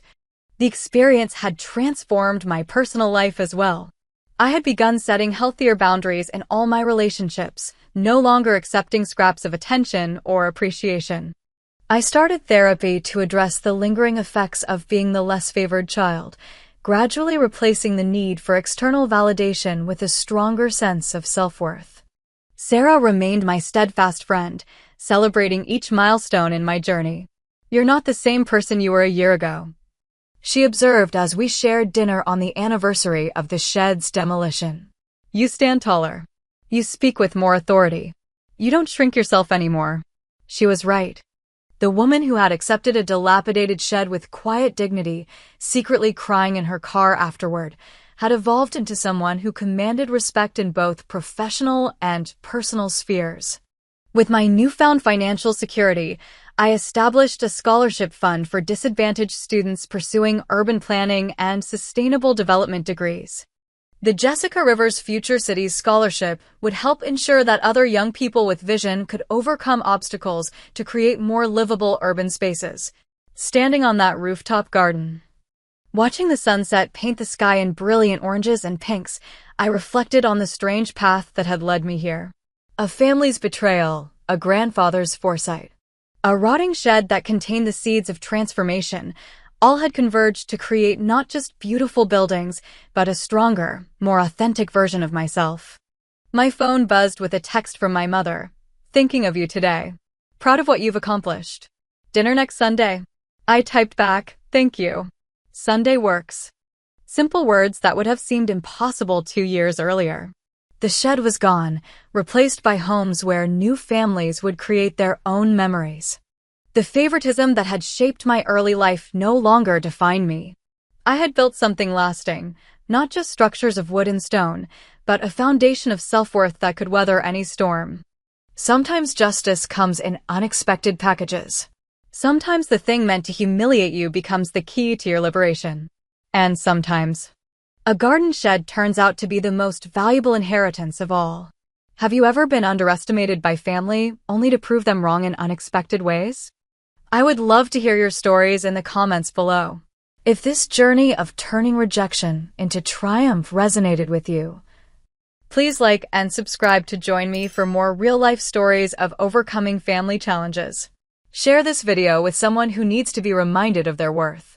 Thank you for being part of my healing journey, and remember, your value is never determined by how others see you, but by how you see yourself.